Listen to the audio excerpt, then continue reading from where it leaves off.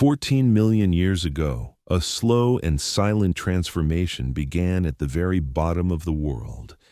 The ancient forests that once covered the Antarctic continent, vibrant ecosystems teeming with diverse flora and fauna, were gradually extinguished by an encroaching, relentless white blanket. Snowfall by snowfall, century by century, millennium by millennium, the ice accumulated. It grew heavier, denser, and thicker, pressing down on the bedrock with unimaginable force.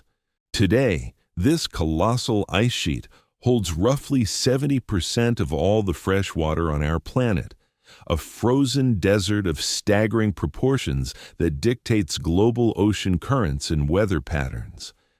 But beneath this seemingly lifeless, endless expanse of white, buried under thousands of meters of crushing ancient ice, lies one of the most profound and tantalizing mysteries of the natural world. It is a mystery not of solid ice, but of liquid water, a hidden network of subterranean lakes, hundreds of them, existing in perpetual darkness and unimaginable pressure, sealed away from the surface atmosphere for millions upon millions of years. This is a realm where the normal rules of our biosphere seem to suspend themselves, a place that challenges our very understanding of where and how life can exist. As we prepare to delve into the depths of this invisible world, to explore why these pristine lakes remain forever just out of our true reach, take a moment to settle into your space. Let the modern world, with its constant demands and illuminated screens, fade away into the periphery of your awareness. Breathe in the imagined crisp, absolutely sterile air of the polar plateau, and exhale the tension of your day. I am Frank, the archaeologist, and I will be your guide on this journey beneath the ice. Before we descend further into the frozen dark, I would like to gently remind you that 71.9% of the people who watch and listen to these explorations have not yet subscribed to the channel. If you find peace and intellectual stimulation in these quiet journeys into the unknown, please consider subscribing. It helps this channel grow immensely and allows us to continue unearthing the hidden stories of our world. Now, let us return to the ice. Let your mind drift southward past the roaring 40s and the furious 50s over the storm-tossed Southern Ocean until you reach the towering ice cliffs of the Antarctic coast. We are traveling inland, far beyond the coastal penguin colonies and the research stations perched on the rocky fringes, into the high, desolate heart of the continent. We are heading toward a place of extremes, a location so inhospitable to human biology that it mimics the surface of another planet. This is the domain of Vostok Station, a Russian research outpost situated near the southern pole of inaccessibility, the point in Antarctica furthest from any ocean. The conditions here are almost beyond comprehension. The average temperature during the long sunless winter plunges to minus 65 degrees Celsius. It was here, in 1983, that the lowest naturally occurring temperature ever directly recorded on Earth was measured, a staggering minus 89.2 degrees Celsius. The air is dangerously thin due to the high elevation of the ice sheet, which stands at nearly 3,500 meters above sea level, and it is almost entirely devoid of moisture.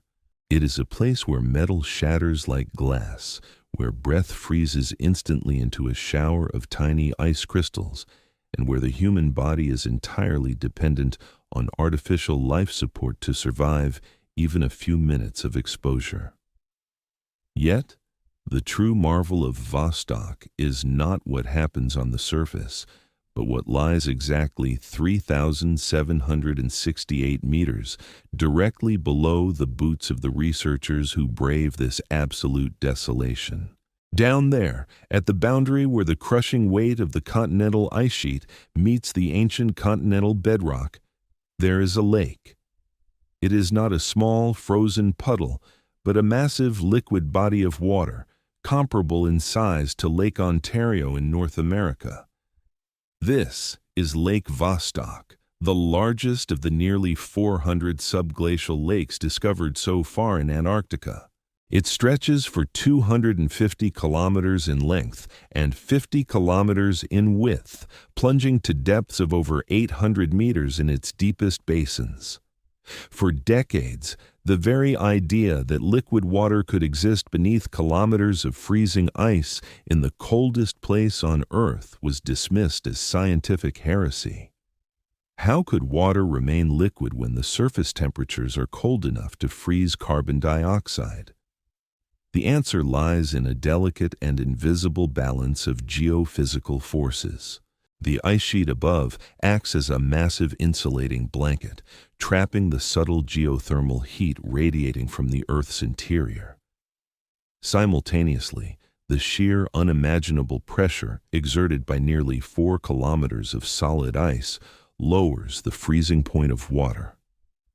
At the bottom of the ice sheet, water can remain liquid at roughly -3 degrees Celsius. This delicate equilibrium of geothermal warming and intense pressure creates a permanent oasis of liquid water in a desert of solid ice. The discovery of this hidden world was not made by drilling, but by listening to the echoes of the ice. In the late 1960s and early 1970s, an international team of scientists embarked on a daring airborne survey of the Antarctic continent. They flew modified aircraft back and forth across the endless white expanse, utilizing a relatively new technology called radio echo sounding. They beamed low-frequency radio waves down through the ice and carefully recorded the signals that bounced back from the underlying bedrock. When the radio waves hit solid rock, they returned a weak, scattered signal.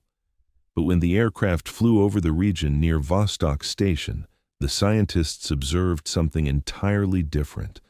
The returning signal was incredibly strong, sharp, and perfectly flat. It was the unmistakable acoustic signature of liquid water. The radio waves were bouncing off the mirror-like surface of a buried lake. The initial discovery was met with profound skepticism. It took over 2 decades and the advent of sophisticated satellite radar altimetry in the 1990s to map the precise contours of the lake and confirm its staggering dimensions. The satellite data revealed that the ice sheet above Lake Vostok was perfectly flat, floating on the liquid water below, just as ice shelves float on the ocean at the coast. But realizing the lake existed was only the first step. The true magnitude of the discovery lay in its isolation. Lake Vostok has been sealed off from the surface world, hidden beneath the advancing and retreating ice for an estimated 15 to 25 million years. This timescale is almost impossible for the human mind to truly grasp. When the waters of Lake Vostok last interacted with the Earth's atmosphere, our ancestors were small, primitive apes navigating the forests of the Miocene epoch. The Himalayas were still rising, pushed skyward by the slow-motion collision of tectonic plates. The climate of the entire planet was vastly different. Since that time, the lake has been locked in perpetual darkness, subjected to pressures nearly 400 times greater than its sea level, and completely severed from the energy of the sun. In the sunlit world, the foundation of almost all food webs is photosynthesis. Plants and algae capture solar energy and convert it into chemical energy, which sustains herbivores, which in turn sustain predators. But in the pitch-black abyss of Lake Vostok, photosynthesis is an absolute physical impossibility. No photon of sunlight has penetrated those depths for tens of millions of years. If life exists in this hidden ocean, it must operate by entirely different rules. It must be driven by chemosynthesis, drawing energy from the chemical reactions between the water and the ancient bedrock, or perhaps from the slow, steady release of geothermal gases from deep within the Earth's crust. It is this tantalizing possibility, the idea of an entirely independent, parallel ecosystem evolving in complete isolation for geological epochs, that makes the exploration of Antarctica's subglacial lakes so incredibly important and, simultaneously, so incredibly dangerous. To sample the waters of Lake Vostok is to touch an alien world right here on Earth, a biological time capsule holding secrets about the limits of life and the possibility of survival in extreme environments elsewhere in our solar system, such as beneath the icy crusts of Jupiter's moon Europa or Saturn's moon Enceladus. However, this profound scientific opportunity carries with it an equally profound ethical and technological dilemma, an intractable problem that forces us to question the very nature of human exploration and our right to interfere with untouched frontiers. The problem is contamination. The human species is remarkably adept at exploring the unknown, but we are equally adept at irreversibly altering the environments we touch. Every drill bit that grinds its way through the ice, every probe lowered into the depths, carries with it an invisible payload of modern surface biology and chemistry. Microbes from our world, resilient bacteria, spores, and chemical lubricants used in the drilling process itself.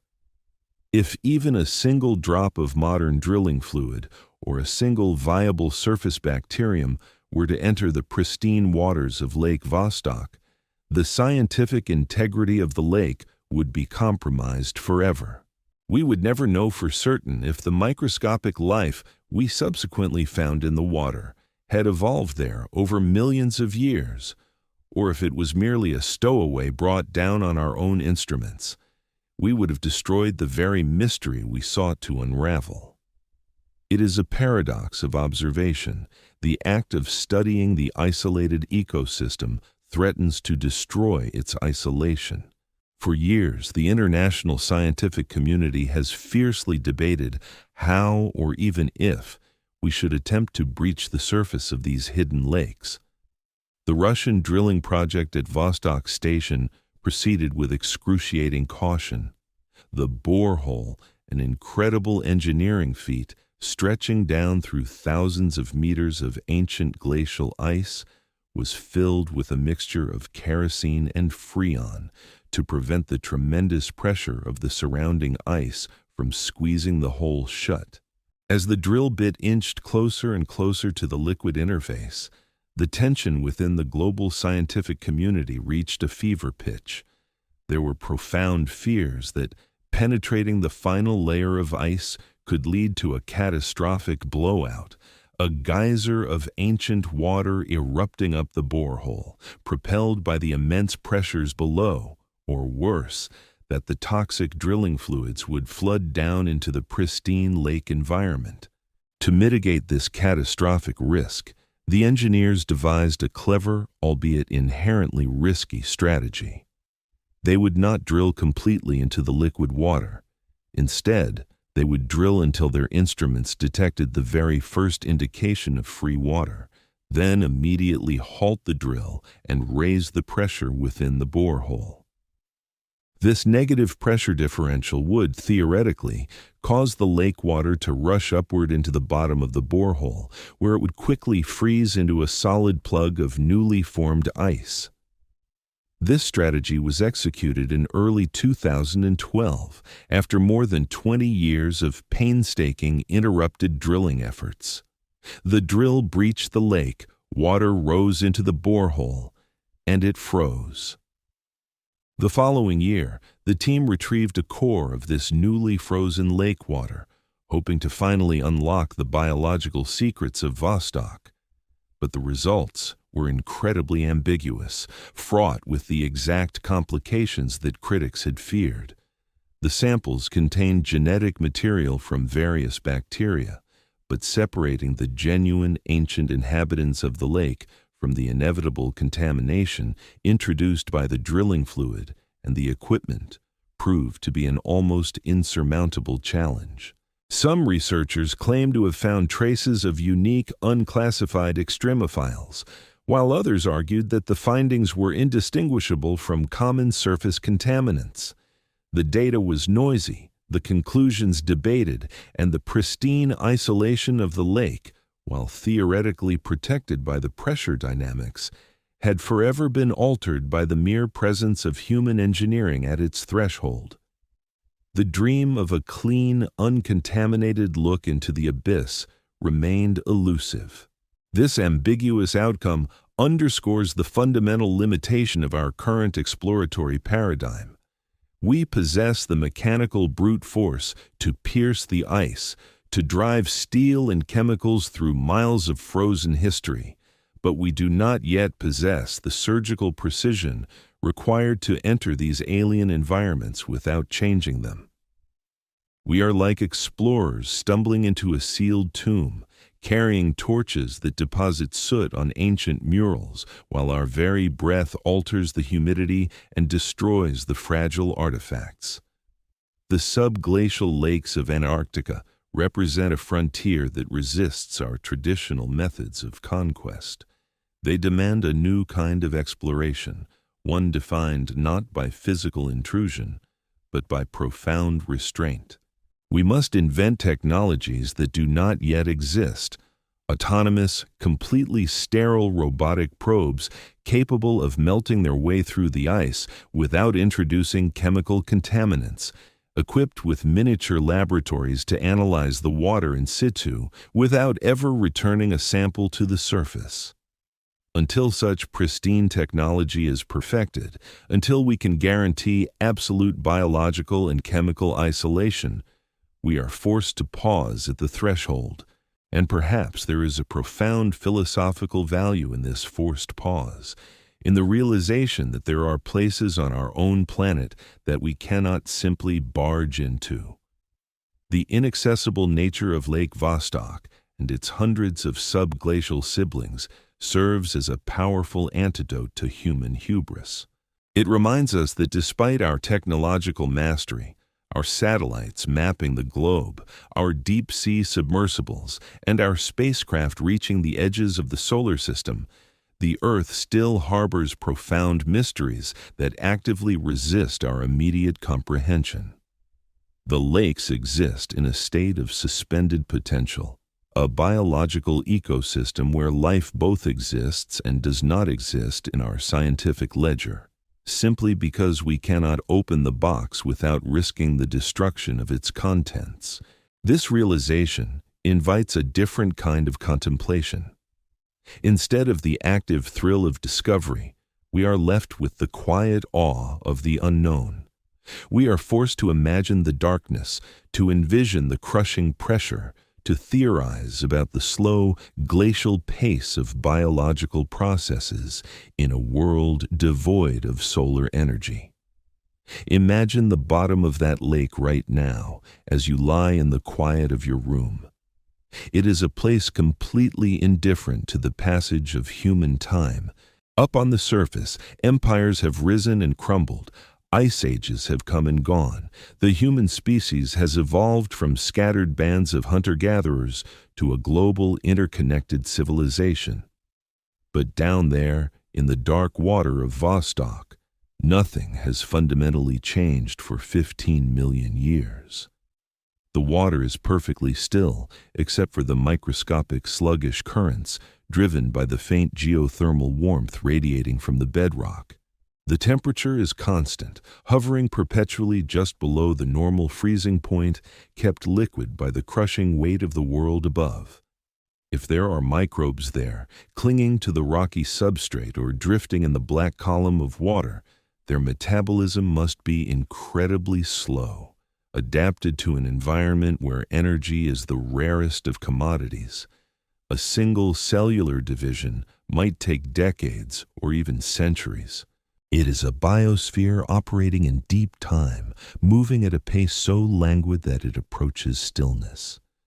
The realization that such a place exists, hidden directly beneath the ice of our own world, fundamentally shifts our perspective.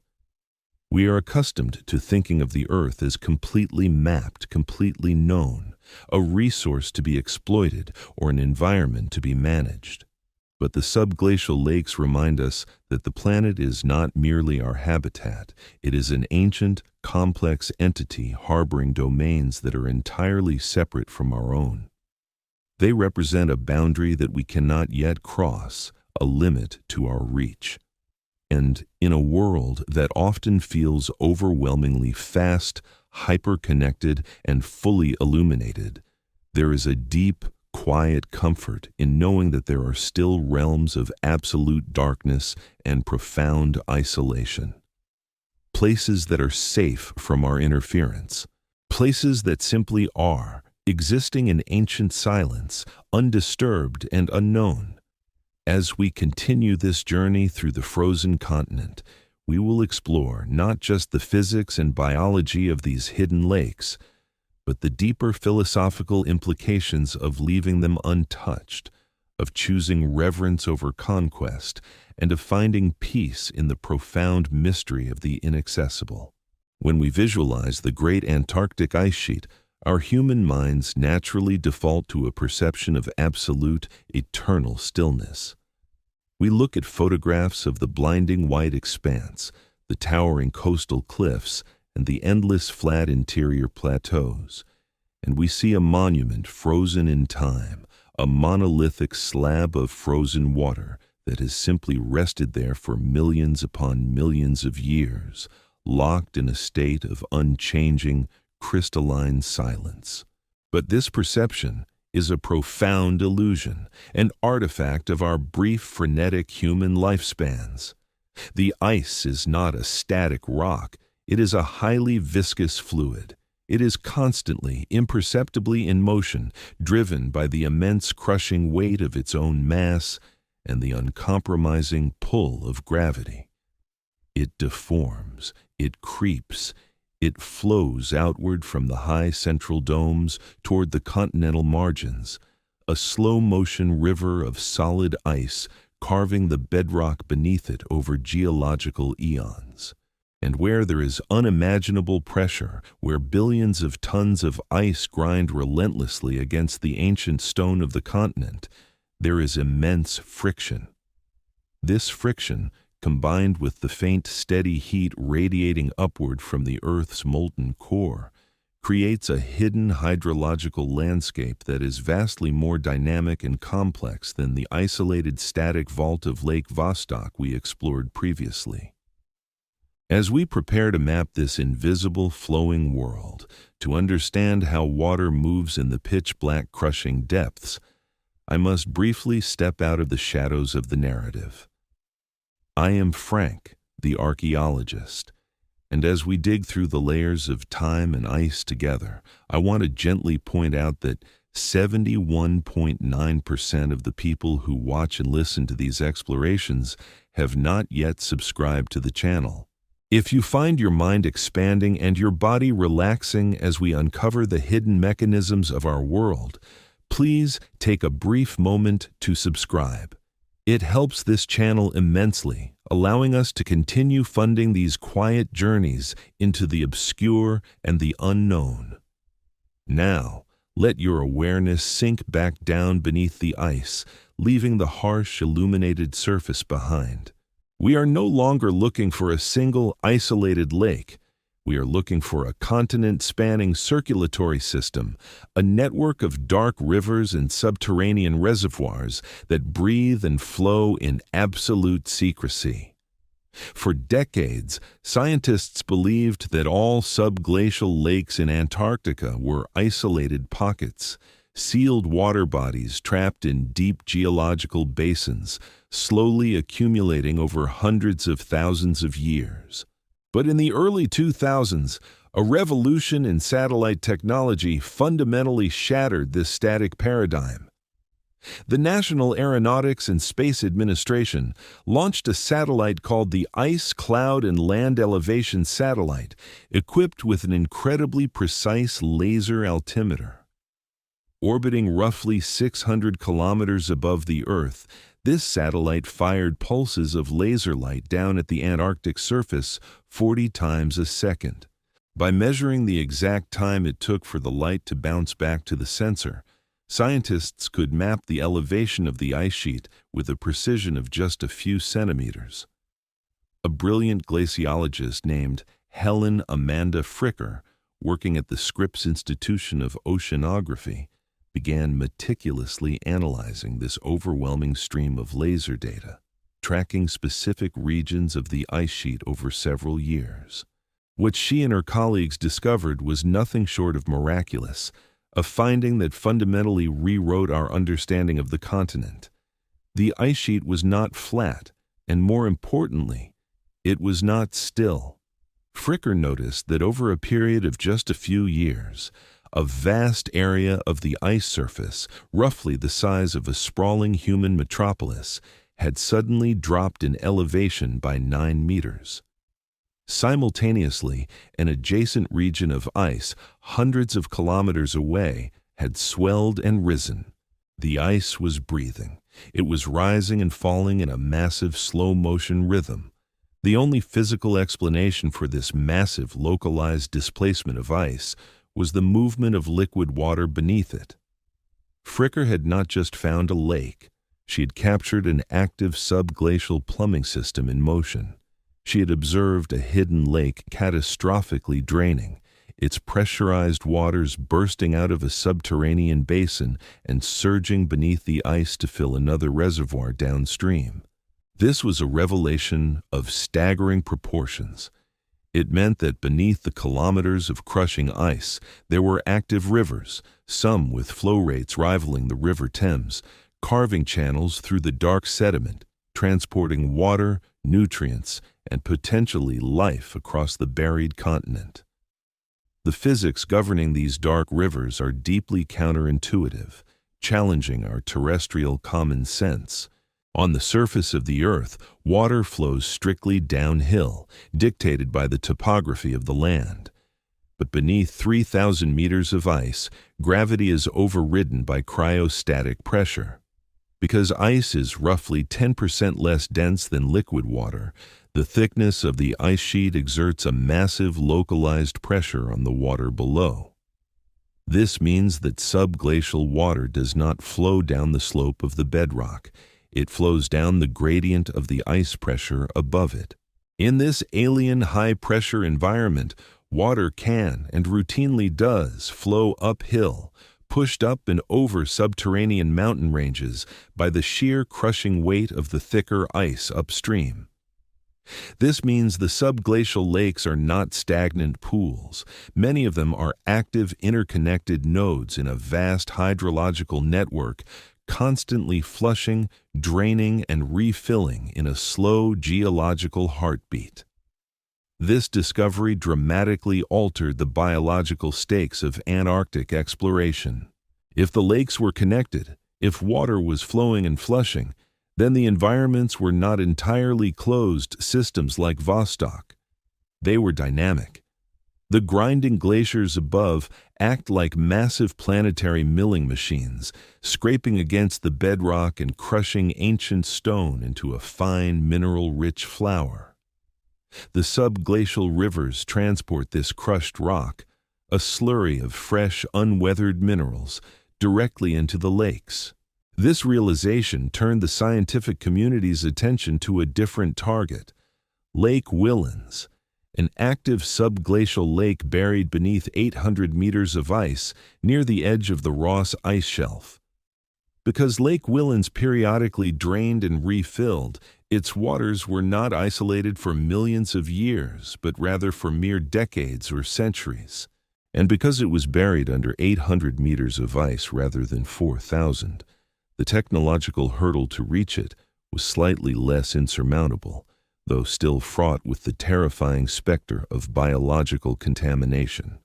In the austral summer of 2013, an ambitious American scientific expedition set out to accomplish what the Vostok drilling had failed to do: breach a subglacial lake and retrieve a truly pristine, uncontaminated sample of its waters.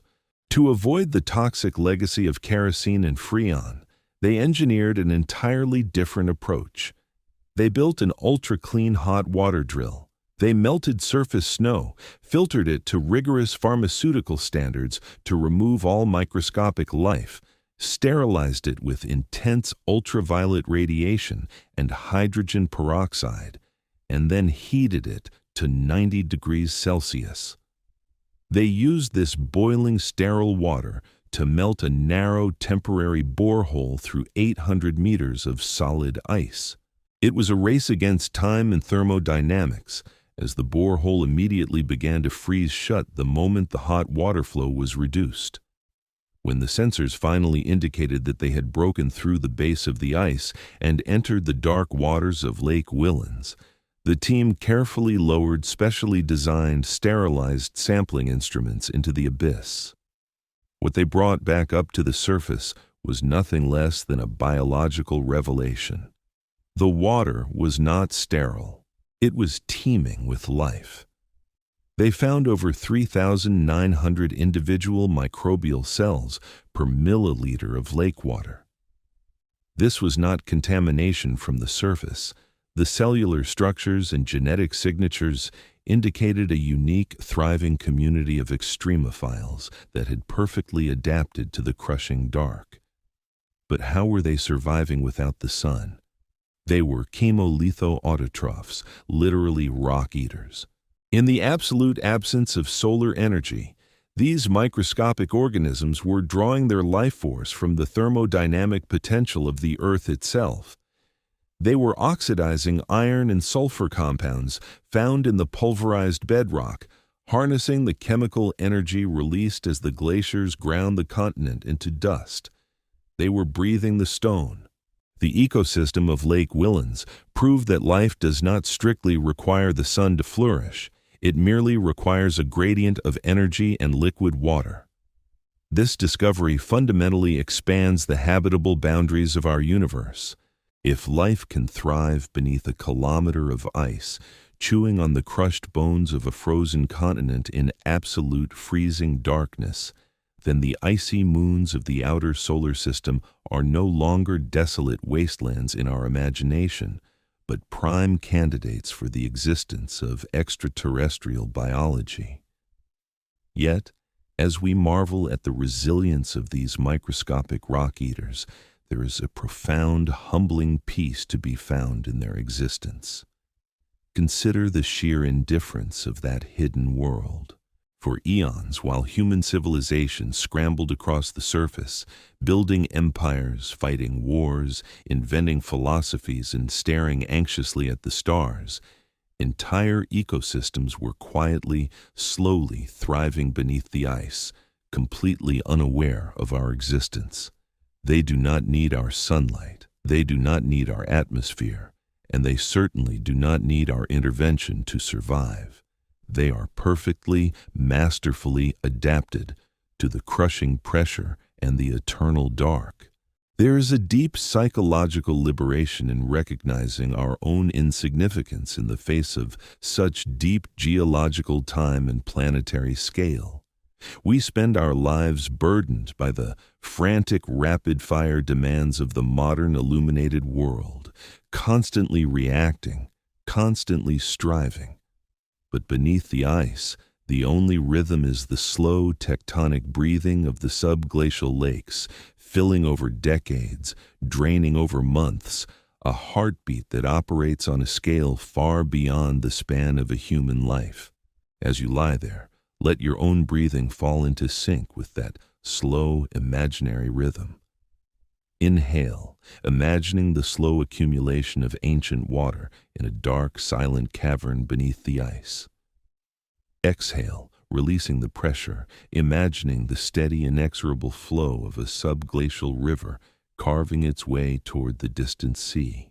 The world above is noisy and bright, but down here, in the hidden depths of the continent, There is only the gentle, persistent hum of geothermal chemistry, the slow movement of ice, and the deep, abiding peace of absolute, undisturbed darkness.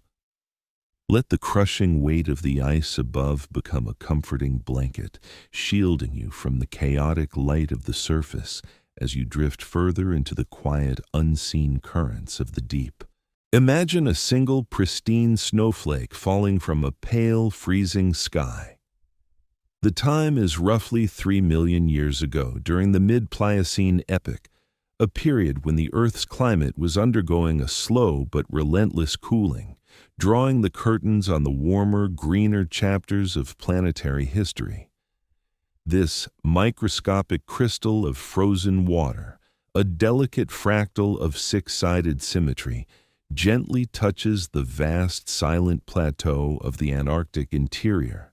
It is immediately buried by the next snowflake, and then the next, and the next, trapped in an endless accumulating white desert. Over centuries, the weight of the new snow above compresses our single flake, squeezing out the air between the crystals, transforming the soft, powdery snow into a dense, granular material known as firn. As millennia stretch into millions of years, the crushing weight of the accumulating continent presses down with unrelenting astronomical force, compressing the firn into solid, beautiful, translucent, blue glacial ice. But the air that was trapped alongside that original snowflake does not simply vanish. It is captured within the ice in microscopic bubbles, a perfect sealed atmospheric time capsule from a world 3 million years gone. I am Frank, the archaeologist, and as we trace the long, dark descent of this ancient air into the abyss, I want to gently remind you that 71.9% of the people who watch and listen to these quiet explorations have not yet subscribed to the channel. If you find peace and a sense of wonder in these deep dives into the forgotten and the inaccessible, please consider subscribing. It is a small gesture that helps this channel grow immensely, allowing us to continue uncovering the hidden, silent stories of our world. Now, let us return to the ice and continue our descent.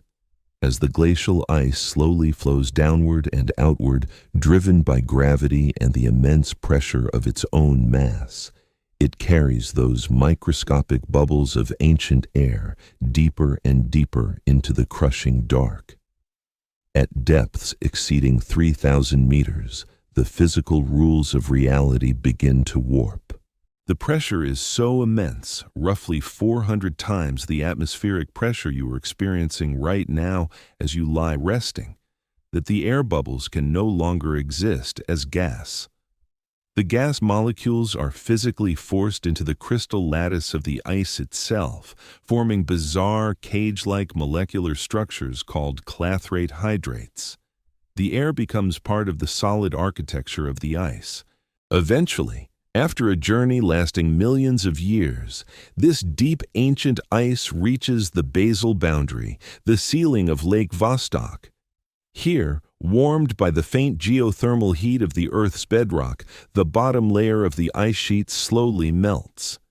As the ice turns to liquid water, it releases the clathrate hydrates, injecting millions of years of accumulated, highly pressurized atmospheric gases directly into the dark, sealed waters of the lake. This slow, relentless process creates a chemical environment so alien, so utterly hostile, that it completely redefines our understanding of where life can survive. You see, the dominant gas injected into the lake is oxygen. Because the lake is sealed by kilometers of solid ice, this oxygen has nowhere to escape. Over millions of years, it simply builds up. Scientists estimate that the oxygen concentration in Lake Vostok is roughly 50 times higher than the oxygen levels found in a typical freshwater lake on the surface of our planet. Imagine the water down there not as the gentle fluid you drink, but as a hyper-dense, chemically explosive medium, thick with dissolved gas, heavy with the weight of the continent above it. For human beings and almost all life forms that evolved in the sunlit world, oxygen is the absolute breath of life. But in concentrations this extreme, oxygen is a highly reactive, lethal poison. It is a corrosive agent that generates massive amounts of free radicals, volatile and unstable molecules that relentlessly attack and tear apart cellular membranes, shred fragile DNA strands, and completely denature essential life-giving proteins. If you were to somehow place a standard surface-dwelling fish, or even a highly resilient surface bacterium, into the hyper-oxygenated waters of Lake Vostok, it would not merely drown in the darkness, it would be chemically incinerated from the inside out by the sheer devastating oxidative stress. The very element that sustains us would dissolve them without prejudice. This profound chemical toxicity is one of the most compelling reasons why we cannot truly explore this hidden world in the way we explore our own. The environment of the lake is a breathtaking, lethal paradox. It provides the liquid water absolutely necessary for biology, but it simultaneously poisons that water with an overwhelming, concentrated dose of a life-giving gas. If microscopic life does indeed exist in the crushing depths of Vostok, and the tantalizing, fiercely debated core samples from Russian expeditions suggest it might, it must be a form of life that has evolved in almost impenetrable, miraculous biological armor. Over tens of millions of years of total undisturbed isolation, these hypothetical organisms would have had to develop hyper-efficient antioxidant enzymes, completely novel cellular repair mechanisms, and a metabolic architecture fundamentally, radically different from anything we have ever studied on the surface of the Earth. They would have evolved in a biological pressure cooker, forced by the uncompromising laws of natural selection to master an environment that seeks to chemically dismantle them every single second of their existence. This extreme evolutionary divergence poses an almost insurmountable barrier to traditional physical scientific exploration. We cannot simply bring these organisms to the surface to study them under a comfortable laboratory microscope. Bringing them up through miles of ancient ice, transitioning them from a crushing, hyper-oxygenated, freezing dark abyss to the warm, low-pressure, oxygen-poor environment of a surface facility, would be akin to subjecting them to explosive decompression and chemical starvation simultaneously. Their delicate cellular structures, uniquely adapted to hold together under hundreds of atmospheres of immense pressure, would violently rupture and disintegrate. Their metabolism, finely and perfectly tuned to operate in a toxic, volatile soup of free radicals, would catastrophically fail in the presence of normal air. We would not be studying ancient life. We would be studying the shattered, unrecognizable, broken debris of life destroyed by the very arrogant act of observation. Furthermore, this extreme, prolonged divergence makes the risk of backward contamination equally terrifying, though it is a fear often understated in the pursuit of knowledge. While we rightfully fear poisoning the pristine lake with our common surface microbes, we must also seriously consider the alien, highly adapted nature of the deep. Organisms perfectly adapted to surviving a toxic, hyperoxygenated, freezing environment might possess biochemical defenses or metabolic byproducts that are deeply, dangerously incompatible with the fragile, interconnected web of the surface biosphere. The Great Ice Sheet is not just a physical barrier of frozen water. It is a profound, planetary-scale evolutionary quarantine, safely separating two biological realities that have not spoken to each other for over 15 million years. breaking that sacred seal, forcefully merging those two distinct evolutionary timelines, carries unknown risks that our current biological models simply cannot predict or contain. It is a profound, humbling realization. We are a species defined by our insatiable desire to uncover, to classify, to touch, and to understand everything around us. We have stood on the dusty surface of the moon. We have mapped the intricate sequences of the human genome. We have peered into the very ancient beginnings of the universe with massive orbital telescopes. Yet, buried right here on our own planet, beneath a seemingly familiar endless white landscape, lies a vast, silent world that actively, chemically, and physically rejects our presence. It is a realm fiercely protected by an impenetrable architecture of freezing cold, crushing planetary pressure, and lethal chemistry. And perhaps as we lie here and contemplate the strict impossibility of true hands-on exploration, we can find a deep, surprising sense of philosophical liberation in that very inaccessibility. We are conditioned from birth to believe that the entire universe exists to be known by us, that a mystery is simply a puzzle waiting for our inevitable technological mastery to solve it. But the subglacial lakes whisper a different, quieter, more profound truth. They tell us that some doors are permanently locked for a reason, not by a conscious, malevolent guardian, but by the magnificent, indifferent, unyielding laws of physics and chemistry. The inability to physically cross that threshold is not a failure of human ingenuity or a limit of our courage. It is simply a boundary of nature. It is a gentle invitation to practice intellectual humility, to accept with grace that the world is vastly larger, significantly stranger, and infinitely more complex than our human capacity to fully map it. Think of the incredible, silent majesty of a subglacial lake that has never felt the kiss of the wind, never reflected the pale light of the moon, never experienced the rhythmic changing of the seasons. It exists in an eternal freezing twilight, an absolute sensory deprivation chamber on a planetary scale.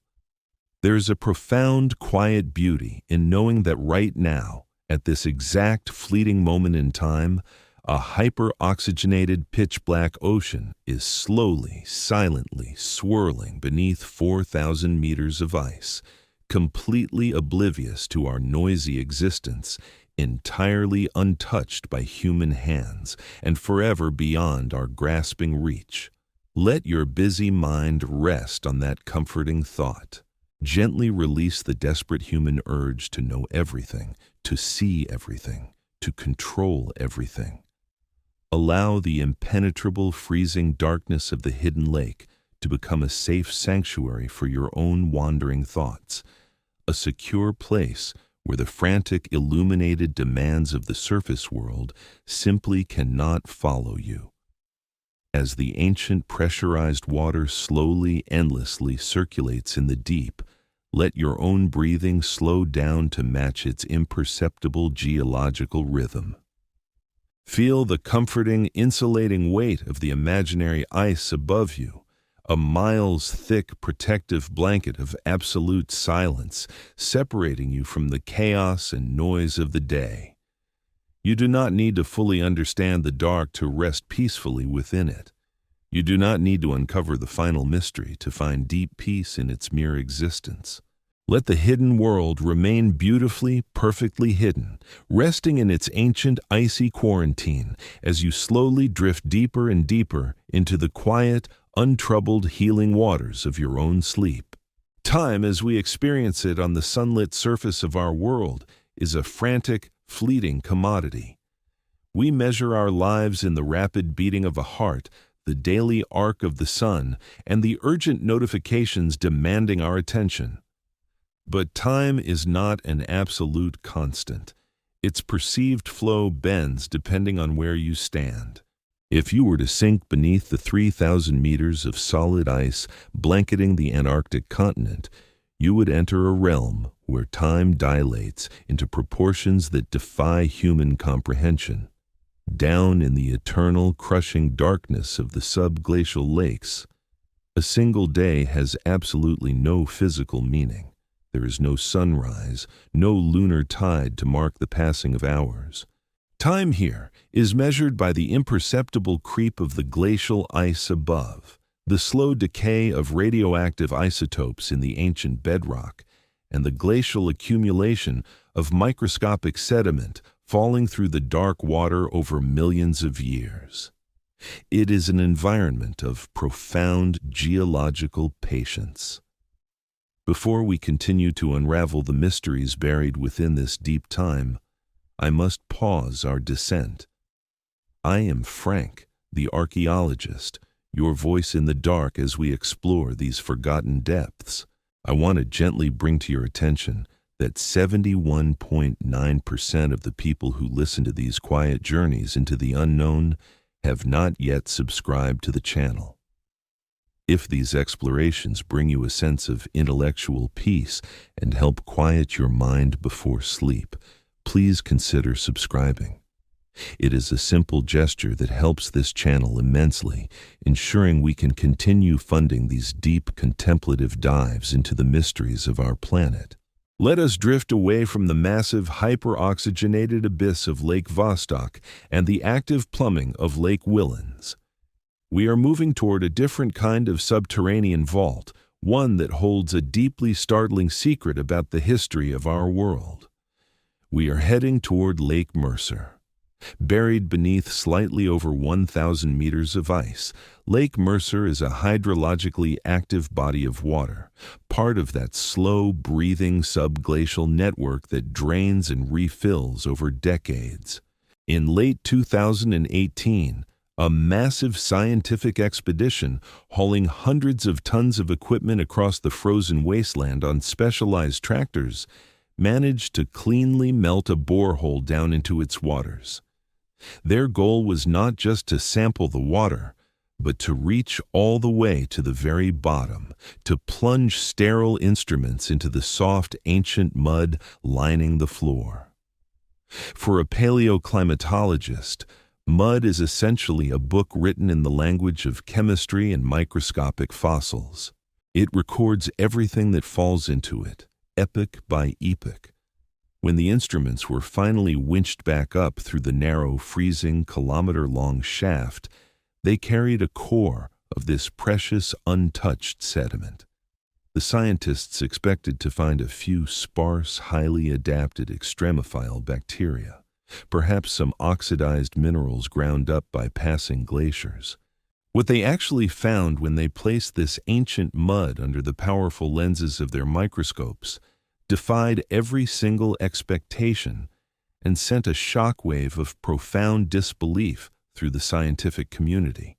Amidst the expected fine glacial flour and the sparse bacterial life, scattered like microscopic jewels in the dark sediment, were the unmistakable, delicate, translucent husks of complex life. They found the silicon dioxide shells of diatoms, photosynthetic algae that strictly require sunlight to live. Even more astonishingly, they found the perfectly preserved chitinous carapaces of tiny eight-legged microanimals known as tardigrades, often called water bears, along with the fragmented shells of minuscule crustaceans. These were not the broken, unrecognizable remnants of life crushed beyond recognition. They were pristine structures, looking as though they had died only recently. But this was physically impossible. Tardigrades, crustaceans, and photosynthetic algae cannot survive, let alone reproduce, in a pitch-black, freezing, high-pressure lake buried under a kilometer of solid ice. They are creatures of the sunlit world, of shallow ponds and open oceans.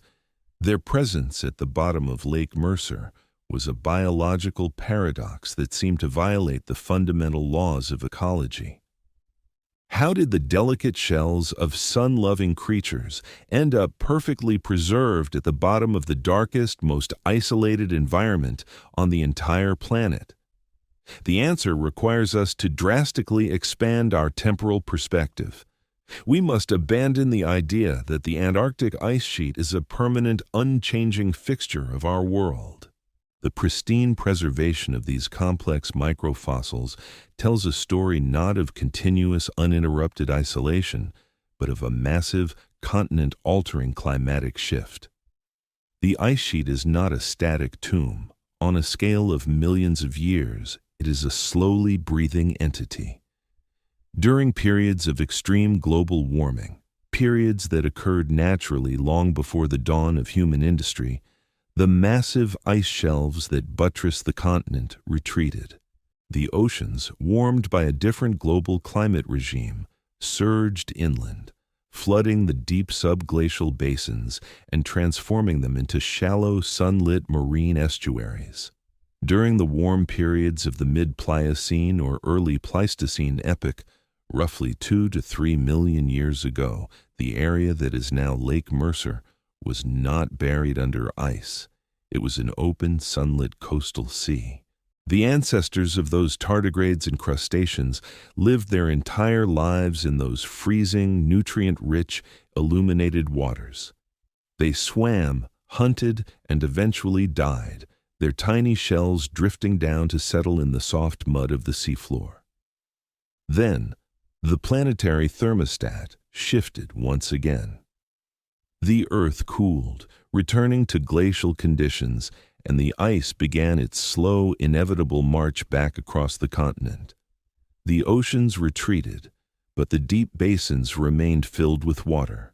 The advancing ice sheet crept over these basins, effectively trapping the seawater and everything within it, capping it with a ceiling of solid ice that grew thicker over hundreds of thousands of years. The open coastal sea was transformed into an isolated, pitch-black subglacial lake. The diatoms, the tardigrades, and the little crustaceans all perished, plunged into an eternal darkness where their biology could not function. But the crushing, freezing, sterile environment that killed them also perfectly preserved them, turning Lake Mercer into an immaculate, microscopic museum of a forgotten sunlit world. When scientists pulled up that core of mud, they were not just looking at the bottom of a lake, they were looking at the perfectly preserved seafloor of an ocean that vanished millions of years before the first human ancestors even learned to walk upright. This realization fundamentally alters how we must view these subglacial environments. They are not merely static, isolated vaults of extreme chemistry. They are the trapped, residual puddles of ancient, retreating oceans. They are tidal pools operating on a timescale of millions of years, catching and preserving the remnants of a warmer Earth during the slow, majestic breathing of the planetary ice cycle. And this is where we find a profound, deep well of philosophical peace. We humans are deeply, intrinsically obsessed with permanence. We build our houses of stone and steel. We carve our names into monuments. We desperately try to halt the shifting of the shorelines, believing that the world as we currently experience it is the only way the world should ever be. We are terrified by the concept of deep, structural change. But the delicate, translucent shell of a tiny tardigrade, resting silently in the mud beneath a kilometer of crushing ice, gently mocks our human anxieties about permanence. The Earth does not care for permanence. It is a master of majestic, slow-motion transformation. It turns green forests into white deserts. It turns open oceans into buried, pitch-black lakes. And given enough millions of years, it will inevitably turn those buried lakes back into open, sunlit oceans. There is a deeply liberating comfort in recognizing that we are not the masters of this planet's destiny, nor are we responsible for maintaining its current state in perpetuity. The planet is vast, ancient, and perfectly capable of reinventing itself on timescales that render our greatest human dramas entirely irrelevant. As you lie there in the dark, let your mind release the tight, anxious grip on the immediate future. Let go of the desperate need to control the events of tomorrow or the regrets of yesterday. Imagine instead that you are a single tiny particle of sediment, slowly, peacefully drifting down through the absolute darkness of an ancient hidden lake. There is no rush. There is no destination other than the soft, welcoming mud at the bottom of the world. Above you, a kilometer of solid ice shields you from the frantic noise and the harsh, demanding light of the surface. You are perfectly safe, suspended in a fluid that has not been disturbed by a storm for millions of years. Feel the immense comforting weight of deep time settling over you, pressing away the trivial concerns of your waking life. Let the slow geological breathing of the earth become your own rhythm. The world has changed countless times before you arrived, and it will change countless times long after you are gone. In the face of that magnificent, indifferent continuity, the only logical response is to simply let go, to surrender to the quiet dark, and to allow yourself to rest in the profound, undisturbed silence of the deep. When we cast our imaginations across the vast frozen expanse of the Antarctic continent, it is incredibly easy to succumb to the illusion of absolute, unbroken uniformity. We picture an endless monolithic desert of white, a singular, continuous environment defined solely by its crushing, unyielding cold. But the reality of our planet is far more complex, far more beautifully contradictory than our simplified human perceptions often allow.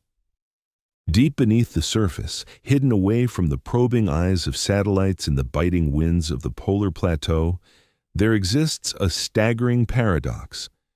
In the darkest, most frigid, and most isolated environment on Earth, there is fire. It is a slow, ancient, and deeply buried fire, a remnant of the planet's molten birth, burning in profound secrecy, miles beneath the crushing weight of the continental ice sheet. We are moving away from the quiet, stagnant muds of Lake Mercer and the slow-breathing rivers of the subglacial plains. We are traveling deep into the tectonic heart of the West Antarctic ice sheet, to a region known as Marie Byrd Land. Here, the bedrock is not a flat, dormant basin, but a restless, fractured landscape scarred by immense geological forces. Before we descend into the heat of this hidden, paradoxical world, I must briefly break the silence of our journey. I am Frank, the archaeologist, your companion through the deep time and hidden spaces of our world. I want to gently bring to your attention that 71.9% of the people who watch and listen to these quiet, contemplative explorations have not yet subscribed to the channel. If you find your mind expanding and your anxieties quieting as we uncover these invisible realms together, please take a small moment to subscribe. It is a simple, quiet gesture, but it helps this channel grow immensely, allowing us to continue funding and creating these deep, immersive dives into the forgotten corners of the Earth. Now, let your awareness sink back down beneath the miles of solid, translucent blue ice. Feel the temperature of your imagination begin to shift. The crushing, absolute cold of the glacial mass above is about to meet its ultimate elemental adversary in the dark. For a very long time, geologists suspected that the tectonic plates beneath West Antarctica were slowly pulling apart, creating a massive hidden Rift Valley system similar to the Great Rift Valley in East Africa. But it was not until the deployment of highly advanced ice-penetrating radar and incredibly sensitive magnetic and gravity sensors that the true staggering scale of this hidden world was revealed to the scientific community. Beneath the 2-mile-thick blanket of solid ice, scientists mapped a sprawling, hyperactive volcanic province. They discovered nearly 140 entirely unknown volcanoes buried in the absolute dark, some of them rivaling the sheer physical size and elevation of Mount Kilimanjaro or the great peaks of the Cascade Range in North America. The vast majority of these immense volcanic cones are entirely entombed in ice, their peaks resting hundreds or even thousands of meters below the frozen featureless surface. But they are not all dead, silent monuments of a forgotten geological era. Some of them are restless. Some of them are actively venting intense, searing heat directly upward into the frozen belly of the continent. The physics that govern the interaction between an active volcano and a 2-mile-thick glacier are a masterpiece of extreme chaotic thermodynamics. When molten magma, burning at over 1,000 degrees Celsius, rises from the Earth's mantle and approaches the bedrock surface beneath the ice, it does not erupt in a spectacular, towering ash cloud as it would in the open air. The crushing astronomical pressure of the billions of tons of ice above it violently suppresses any explosive sudden eruption. Instead, the intense, searing geothermal heat radiating from the volcanic vent meets the freezing basal ice in a slow, agonizing, continuous battle of elemental forces. The ice directly above the heat source slowly, relentlessly melts. But because this melting occurs in a sealed, highly pressurized environment beneath miles of solid glacier, the resulting water cannot simply run off into the sea or evaporate into the atmosphere. It pools, it expands, and it eats its way upward into the underside of the massive ice sheet. This slow, violent process carves out massive cathedral-like caverns of liquid water, breathtaking subglacial oases of warmth hidden incredibly deep within the frozen void. Imagine standing, if human biology could somehow survive the immense pressure, inside one of these hidden geothermal caverns. Above you, a massive, smooth, vaulted ceiling of perfectly clear, blue glacial ice arches away into the pitch-black distance, slowly, perpetually dripping as the volcanic heat continuously gnaws at its fragile surface. Below you, the floor is not soft, ancient mud, but jagged, freshly cooled basaltic rock, scarred by the slow extrusion of deep earth magma over countless millennia. And filling the dark space between the fire and the ice is a lake, but a lake unlike any other on the surface of the planet. The water here is not freezing, it is warm, perhaps even scalding hot near the venting fissures in the fractured bedrock. It is a highly pressurized, swirling cauldron of chemical energy, heavily infused with sulfur, iron, methane, and a complex cocktail of rare minerals dissolving out of the fresh, hot volcanic rock. This environment is the closest analog we have on the surface of our planet to the deep-sea hydrothermal vents, the so-called black smokers, found along the mid-ocean ridges, thousands of meters below the sunlit surface of the open ocean.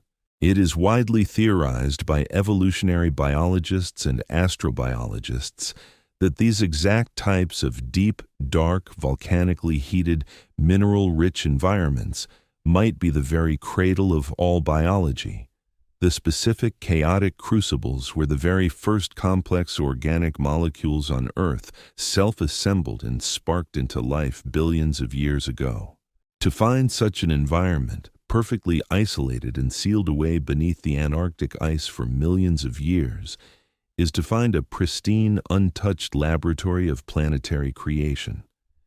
If we were to somehow pierce the ice and safely sample the warm, swirling, sulfurous waters of a subglacial volcanic lake without contaminating it, we might not just find the highly adapted rock-eating bacteria we saw in Lake Whillans. We might find an entirely distinct parallel evolutionary tree. We might discover complex multicellular organisms that have evolved in total uninterrupted darkness, drawing their entire life force not from the gentle distant energy of a star, but from the violent radioactive heat of the planet's internal core. They would be creatures of the dark heat, completely alien to our sun-drenched biology, existing in a delicate, perfectly balanced pocket of warmth, suspended forever between the crushing ice and the burning rock. Yet, the very volcanic heat that creates and sustains these miraculous hidden oases is also an ever-present, looming agent of profound, catastrophic destruction. The balance between the melting ice and the geothermal venting is not a static, peaceful equilibrium. It is a dynamic, highly unstable geological truce. If a subglacial volcano were to experience a sudden, massive surge in activity, a true subglacial eruption, the results would be utterly devastating for the hidden ecosystem. The sudden release of unimaginable heat would rapidly melt billions of cubic meters of ice, generating an apocalyptic, catastrophic flood known as a Jokul Hlaup. This pressurized tidal wave of boiling water, pulverized mud, and shattered rock would violently burst out from beneath the edge of the ice sheet, scouring the bedrock clean and annihilating the delicate, isolated geothermal lakes in an absolute instant. The organisms that took millions of years to evolve in the quiet, warm darkness would be flushed out into the freezing, lethal waters of the Southern Ocean and instantly destroyed. The sanctuary would become a tomb, a stark, violent reminder that in the deep geological scales of planetary time, absolutely nothing is truly permanent, and creation and destruction are simply two sides of the exact same physical coin. This hidden, violent, beautiful world of subglacial volcanoes offers us a profound philosophical mirror, reflecting back to us the immense, often unrecognized complexity of our own existence. We humans are deeply, inherently prone to categorized binary thinking. We divide the world into neat, comprehensible, and ultimately false divisions. We separate light from dark, heat from cold, life from death, chaos from perfect order. We build our fragile lives entirely around avoiding the extremes, desperately seeking a comfortable, temperate, predictable middle ground where we can feel a fleeting sense of control. But the Earth itself, the very foundation of our shared reality, fundamentally refuses to be constrained by our simplistic, fearful binaries. It is a planet that happily harbors a burning molten heart, wrapped tightly in a shell of freezing solid ice. It is a world where the most extreme, unimaginable crushing cold perfectly coexists directly alongside searing, radioactive heat, and it is precisely in the terrifying, chaotic boundary between those two absolute extremes that the spark of life finds its most fertile, miraculous ground. The hidden lakes of Marie Byrd Land are a quiet testament to the staggering, uncompromising resilience of existence. There is a deep abiding peace to be found in recognizing and truly accepting this fundamental planetary truth. When we finally stop trying to force the universe into our neat, comfortable binary categories, we liberate our exhausted minds from a tremendous, crushing burden of anxiety. We no longer have to fear the extremes, because we finally understand that the extremes are absolutely necessary for the functioning of the whole.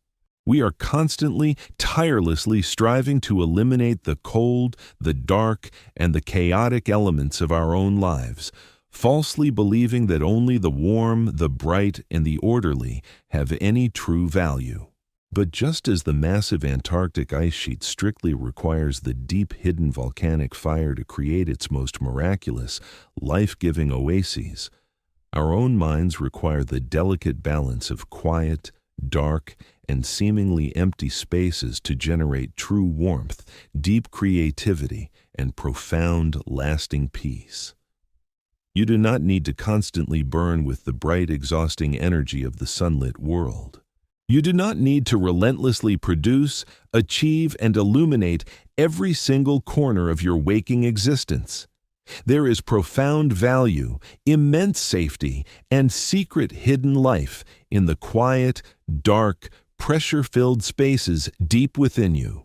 As you lie resting, allow your breathing to mimic the slow, patient melting of the glacial ice against the ancient warm stone. With every slow, measured inhalation, imagine drawing in the quiet, protective, insulating chill of the vast, starlit surface above you. Let the coolness calm your racing thoughts, slowing the frantic electrical activity of your busy mind. And with every long, surrendered exhalation, imagine yourself sinking deeper and deeper into a hidden, warm, geothermal cavern at the very bottom of the world. Imagine the water around you is not freezing, but perfectly, soothingly warm, heated by the slow, steady heartbeat of the earth itself. The crushing pressure of the ice above is not a burden. It is a massive, impenetrable, comforting shield, a vault door locking away the endless noise, the harsh light, and the exhausting demands of the surface. Down here, in the dark, warm, isolated deep, there are absolutely no expectations. There are no false binaries to balance, no conflicts to resolve. There is only the gentle, swirling water, the steady, ancient warmth of the planet, and the profound, beautiful, empty silence. Let the hidden fire keep you safe. Let the massive ice keep you hidden, and allow yourself to slowly, completely dissolve into the deep, untroubled geological peace of the long, dark night. Imagine the most profound, deafening roar you can possibly conceive. Picture a relentless, screaming fury of moving air, a kinetic assault that strips the warmth from living flesh in mere seconds and reduces massive structures of steel and engineered fabric to shredded, unrecognizable debris. This is the reality of the katabatic winds that constantly scour the high polar plateau of the Antarctic continent. These are rivers of hyper-dense, freezing air that form at the highest elevations of the interior and plunge downward toward the coastal margins, accelerating under the relentless pull of gravity until they reach hurricane velocities, sometimes exceeding 200 miles per hour. The surface of the continent is an arena of perpetual acoustic violence, a screaming wasteland where the wind never truly dies, but only pauses before gathering breath for the next catastrophic assault. To stand on the surface during the dark winter is to be subjected to a sensory overload so extreme that it threatens to shatter the human mind. The snow does not merely fall, it is driven horizontally like microscopic shards of shattered glass, blinding the eyes and scouring the skin. The cold is not just a temperature. It is an aggressive, predatory force that seeks to halt the biological machinery of any creature foolish enough to wander into its domain. But as we have learned on this downward journey, the violent, chaotic surface is merely a deceptive, temporary skin covering a world of profound, unimaginable contradiction. If you were to somehow transport your physical consciousness directly downward, bypassing the screaming storms, sinking through the protective miles of ancient compacted fern and solid blue glacial ice, you would cross a threshold into a realm defined by the absolute, staggering absence of sound. We are entering the acoustic void of the subglacial lakes, a sensory deprivation chamber on a planetary scale. I am Frank, the archaeologist, and as we tune our minds to the frequency of absolute silence, I want to gently remind you that 71.9% of the travelers who join us on these deep contemplative descents into the unknown have not yet formally subscribed to the channel. If you find your mind unspooling and your anxieties fading into the quiet dark, please consider taking a brief moment to subscribe. It is a quiet, powerful gesture that helps this channel continue its mission of uncovering the hidden sanctuaries of our world. Now, let the howling winds of the surface vanish entirely from your memory.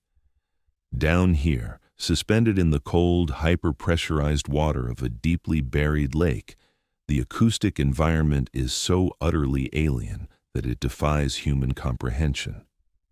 On the surface of the Earth, sound is the vibration of air molecules, a relatively thin and elastic medium.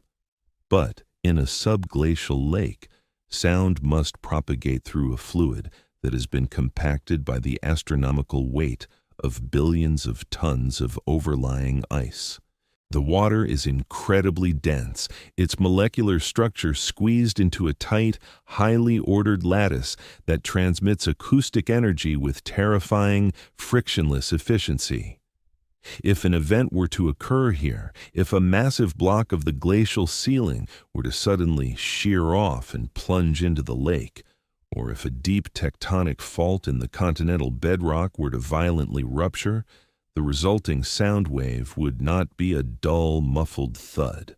It would be a sharp, devastating shock wave, a hyperkinetic pulse of pure acoustic energy that would travel from one end of a lake the size of Lake Ontario to the other in a matter of seconds, bouncing endlessly off the perfectly flat frozen ceiling and the jagged, rocky floor, creating a chaotic, reverberating symphony of geological violence. But such cataclysmic events are exceedingly rare. For the vast, overwhelming majority of geological time, the subglacial lakes exist in a state of perfect, absolute acoustic stillness. It is a silence so profound, so heavy and absolute, that it transcends the mere absence of noise and becomes a tangible physical presence. It is a silence that has not been broken by the cry of an animal, the rustle of a leaf, or the crash of a wave for over 15 million years. The water that holds this eternal silence is not ordinary water. It is fossil water, an ancient trapped fluid that has been entirely severed from the great global hydrological cycle that sustains the rest of the biosphere. Every single drop of water you have ever consumed, every raindrop you have ever felt on your skin, and every ocean wave you have ever watched crash against the shore is part of a dynamic, planetary-scale engine of evaporation, condensation, and precipitation. The water of the surface world is constantly moving, constantly recycling, constantly touching the open atmosphere and bathing in the radiant energy of the sun. It is pulled by the gravitational tides of the moon and whipped by the atmospheric winds. But the water in a deep, isolated subglacial basin has forgotten the sun entirely. It has forgotten the wind. It has forgotten the rhythmic pull of the lunar tides.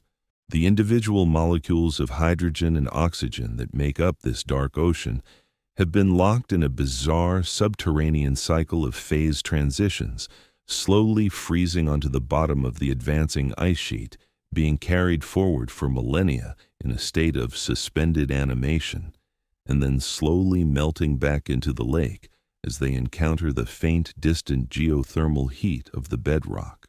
They are trapped in a slow-motion geological purgatory, a closed loop of freezing and melting that happens entirely in the crushing dark. This water is incredibly ancient, utterly pristine, and completely alien to the turbulent, ever-changing oceans of the surface. To drink it would be to ingest the deep, uncorrupted memory of a planet that no longer exists, a fluid that predates the very evolution of the human species by millions upon millions of years. Yet, even in this environment of staggering antiquity and seeming permanence, the illusion of total stillness is eventually shattered by the relentless invisible forces of the earth. While massive deep basin lakes like Vostok have likely remained locked in their stony prisons for eons. The smaller lakes, those perched on the sloping flanks of the buried mountain ranges, are not permanent features of the hidden landscape. They are nomads of the deep. Through the incredibly precise, repetitive measurements taken by ice-penetrating radar satellites orbiting the Earth over the past 2 decades, glaciologists have discovered the eerie, haunting presence of ghost lakes. These are enormous, perfectly flat, scarred depressions in the continental bedrock, clear geological evidence that a massive body of subglacial water once rested there. But the water's completely gone. The invisible basin is empty, crushed flat by the descending mass of the glacier. Where did the water go? It migrated. Driven by the shifting, immense pressure gradients of the flowing ice sheet above, these hidden lakes can suddenly, catastrophically breach their icy dams. The highly pressurized water violently forces its way through microscopic cracks in the bedrock or lifts the massive ice sheet directly off the ground, surging through dark, invisible channels to slowly refill an entirely new basin hundreds of miles away. They are wandering oases, transient puddles of life-giving liquid slowly creeping across the face of a buried continent, leaving behind nothing but empty, crushed depressions as silent testaments to their former fleeting existence. A subglacial lake is not a fixed geographic location. It is a temporary, highly pressurized state of being, an ephemeral phenomenon operating on a timescale that renders human history completely invisible. This realization, the understanding that even the most hidden, most heavily armored, and seemingly permanent structures on our planet are engaged in a slow, relentless, nomadic journey, offers us a profound philosophical comfort as we seek to quiet our own restless minds at the end of the day. We spend our waking hours desperately trying to anchor ourselves in a turbulent world, trying to build permanent structures, establish permanent routines, and secure permanent legacies in a reality that is fundamentally, violently opposed to the very concept of absolute stasis. We exhaust ourselves fighting against the inevitable, shifting currents of time and circumstance, clinging to the illusion that if we just hold on tight enough, we can freeze the world in place. But the ghost lakes of Antarctica, the empty, crushed basins that once held dark, ancient oceans, softly remind us that impermanence is not a tragedy.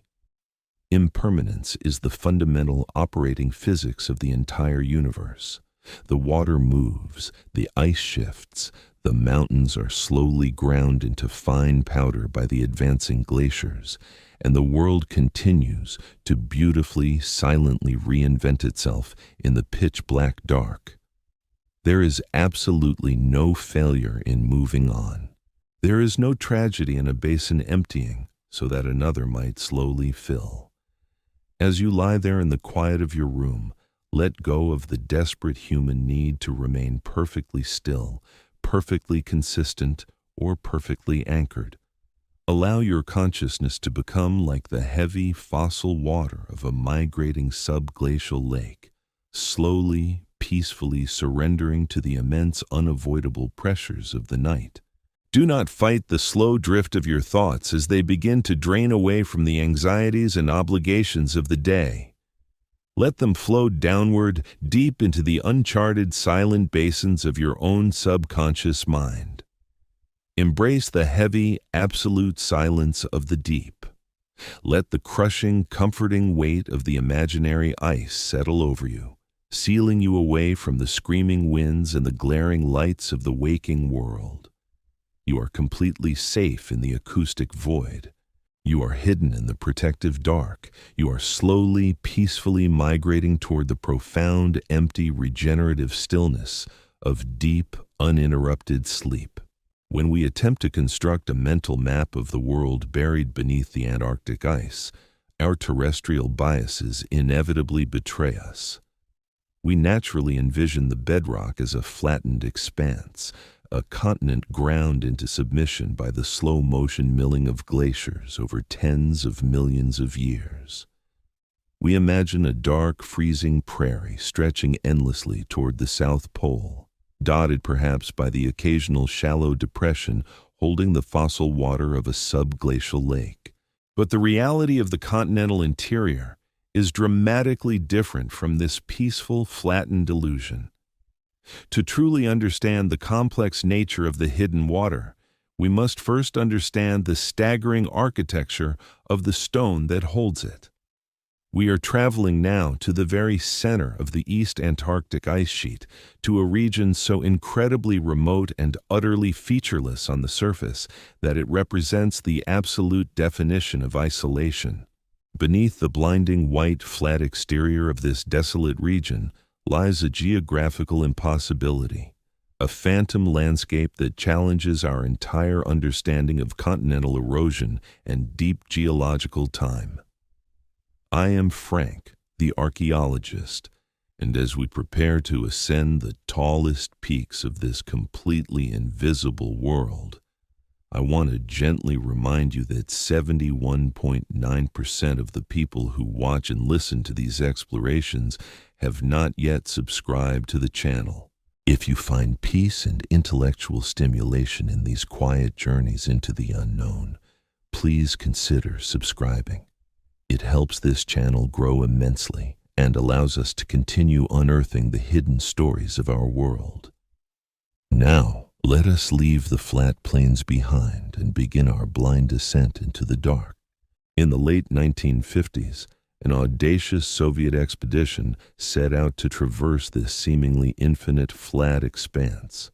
Blind to what lay beneath them, they dragged heavy primitive seismic equipment across the unforgiving snow.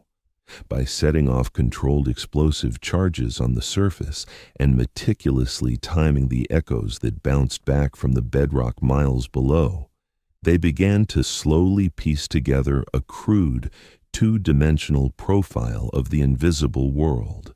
What their rudimentary instruments revealed was so shocking, so entirely contradictory to established geological theory, that many in the international scientific community initially dismissed the data as a massive instrumental error. Beneath 2 to 3 miles of solid ice, the Soviet scientists had not found a flattened plain.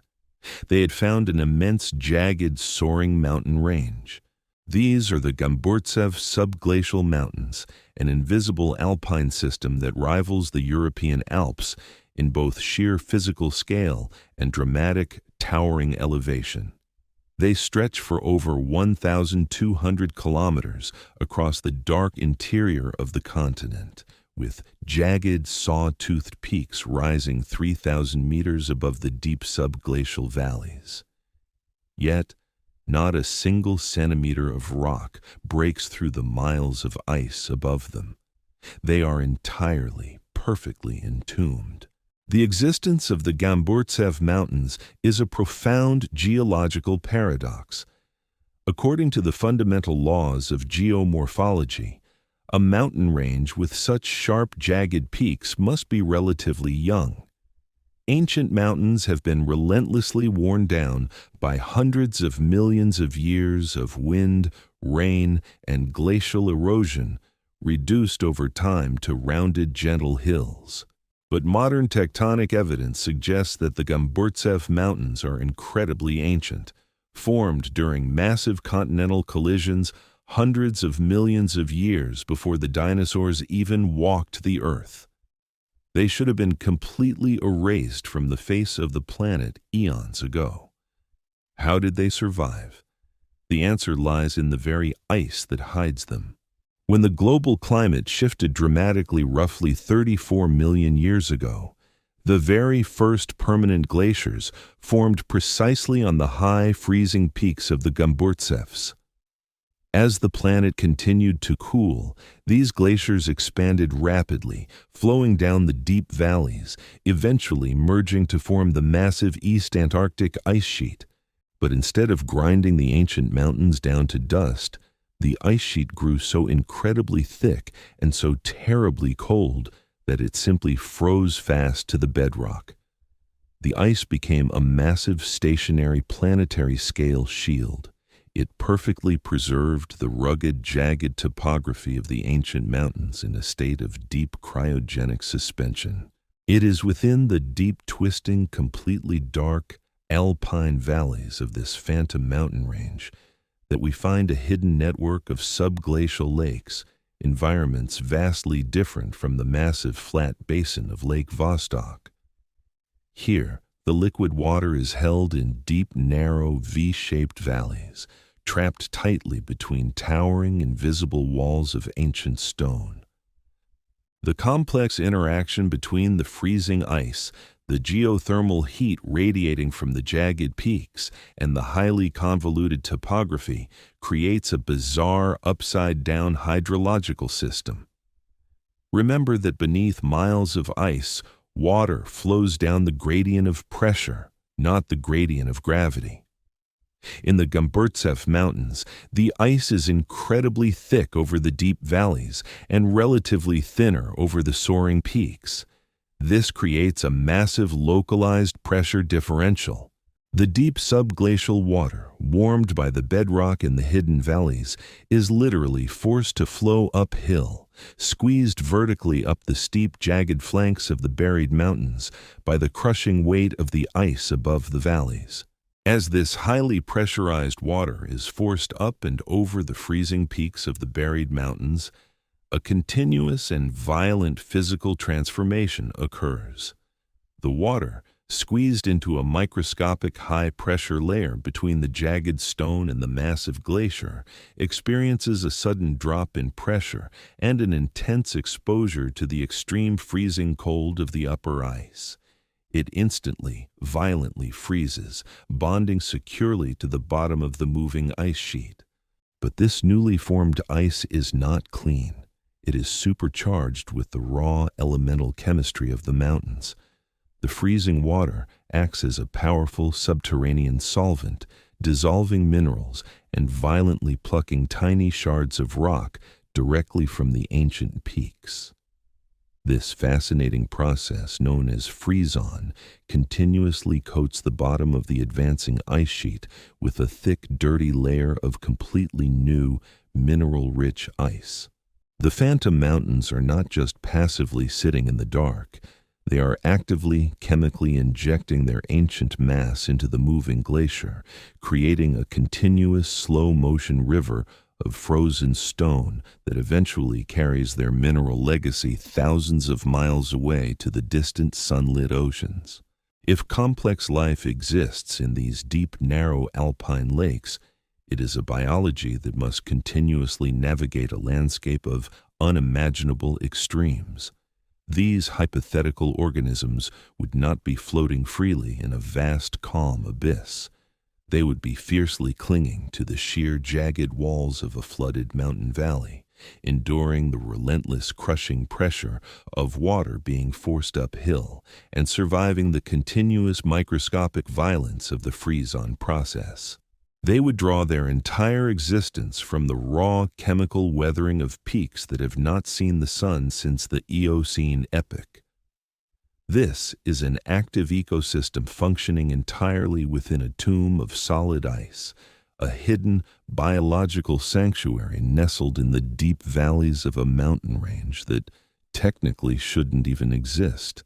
The resilience required to survive here, to quietly extract energy from the dark stone while being continuously squeezed between the immovable bedrock and the unstoppable moving ice, is a brilliant testament to the staggering, almost terrifying tenacity of life in the dark. Consider the profound, quiet dignity of the Gamburtsev Subglacial Mountains. We, as a highly social and visual species, are deeply conditioned to believe that achievement and beauty must be seen to be validated. We climb our terrestrial mountains, plant flags upon their summits, and loudly broadcast our conquests to the world. We inherently equate visibility with existence and silence with absence, fearing that if our struggles and our monumental efforts are not publicly recognized, they somehow lose their ultimate value. But the Gamburtsevs offer a majestic, silent refutation of this exhausting human anxiety. They are a mountain range of staggering proportions, possessing jagged, breathtaking peaks and deep, complex valleys, yet they have stood in absolute, perfect darkness for tens of millions of years. They do not require a single human eye to validate their immense, towering scale. They do not need the warmth of the sun or the loud admiration of the world to maintain their magnificent integrity. They simply exist, beautiful, massive, and entirely self-sufficient in the crushing, silent dark. This realization offers a deep, lasting comfort as the noise and demands of your waking day finally begin to slowly fade away. You do not need to constantly display the towering structures of your own life to prove to the world that they are real. The quiet, invisible mountains you have personally climbed, the internal, silent struggles you have overcome, and the deep, hidden reservoirs of strength you have carefully built over a lifetime are entirely valid, regardless of whether anyone else ever sees them or acknowledges them. They are your own personal Gamburtsevs, standing exceptionally tall and resolute in the quiet, private landscape of your own mind. Let go of the desperate, exhausting need for constant external validation. Allow yourself to rest quietly in the profound, comforting knowledge of your own unseen strength. Imagine your consciousness settling softly, deeply into one of those hidden, quiet alpine valleys, completely surrounded by the invisible protective walls of ancient stone. Above you, miles of solid, silent ice seal away the demanding, brightly lit world. The pressure is completely gone, replaced entirely by a deep, heavy, comforting blanket of absolute stillness. Let your breathing slow to match the imperceptible geological rhythm of the deep earth.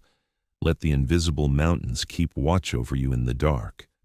There is absolutely nothing you need to prove tonight, and nowhere else you need to be.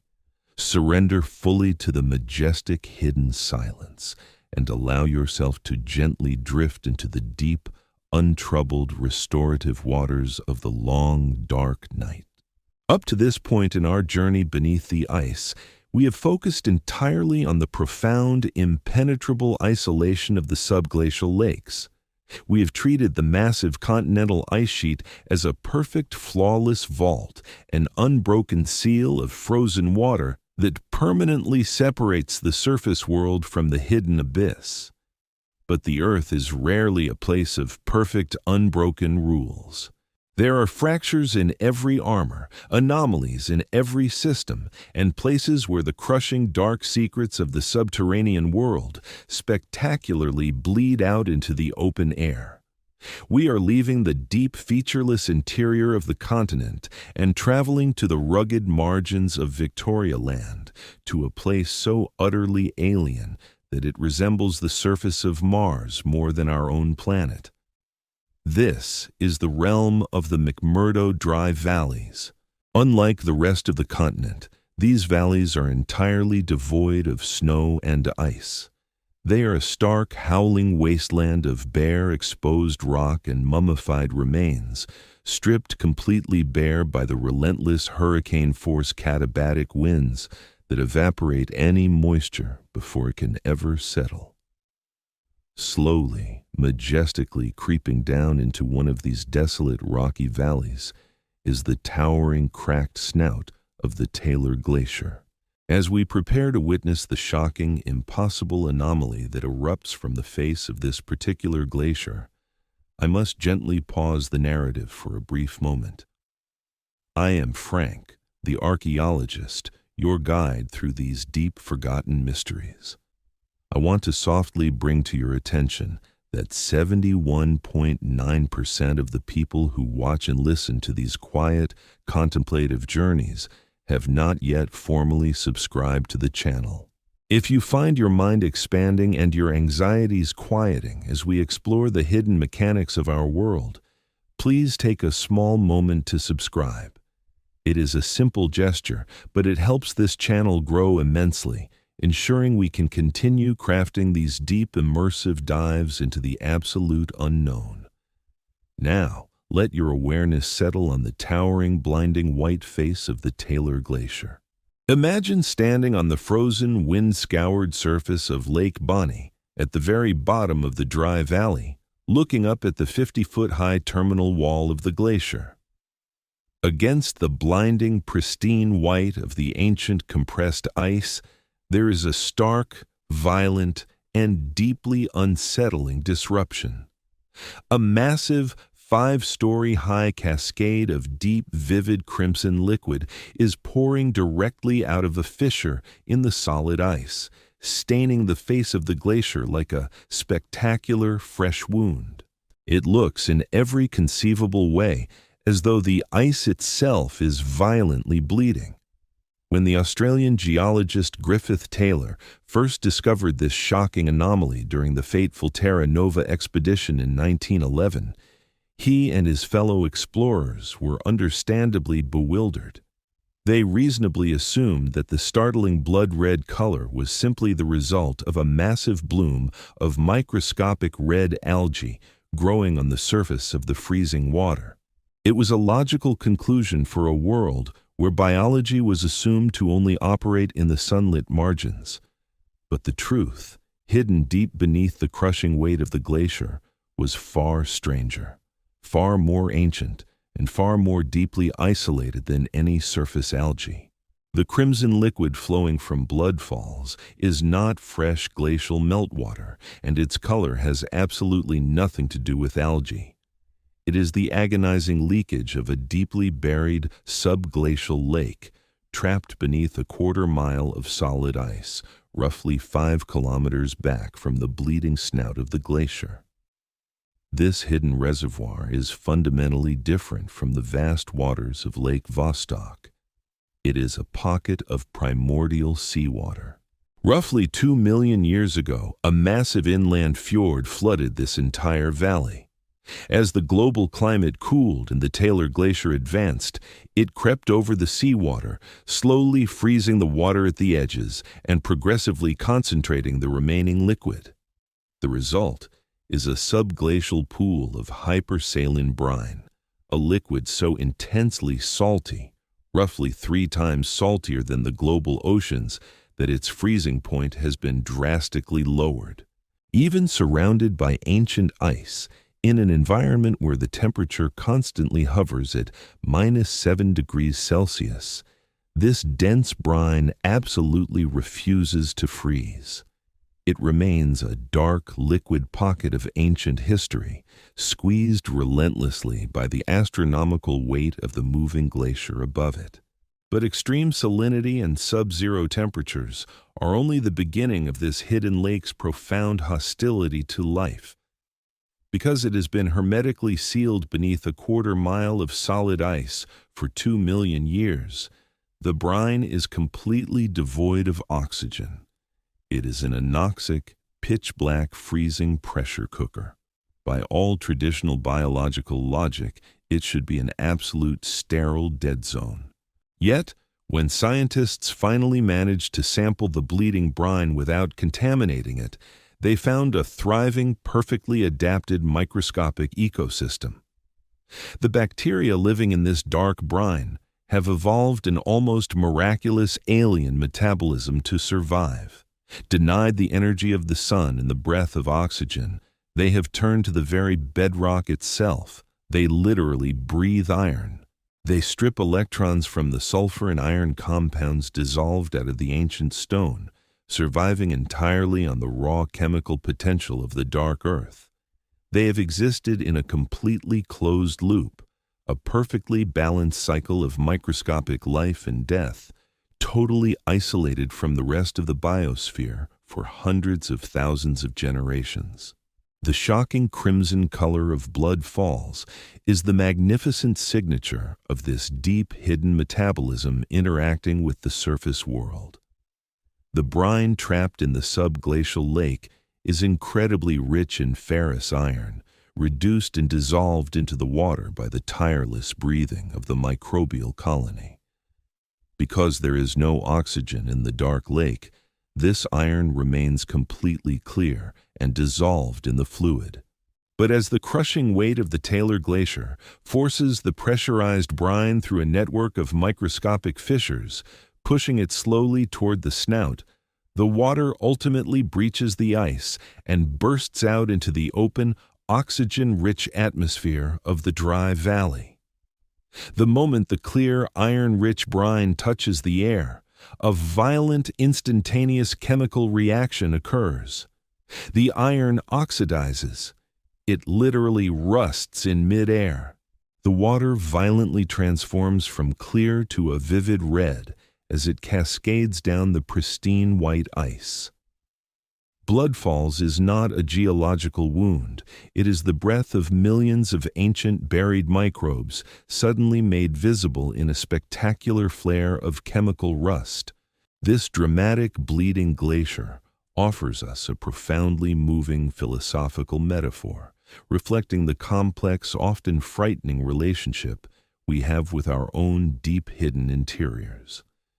We spend so much of our waking lives desperately trying to keep our deepest, most profound struggles entirely hidden beneath a flawless, pristine exterior.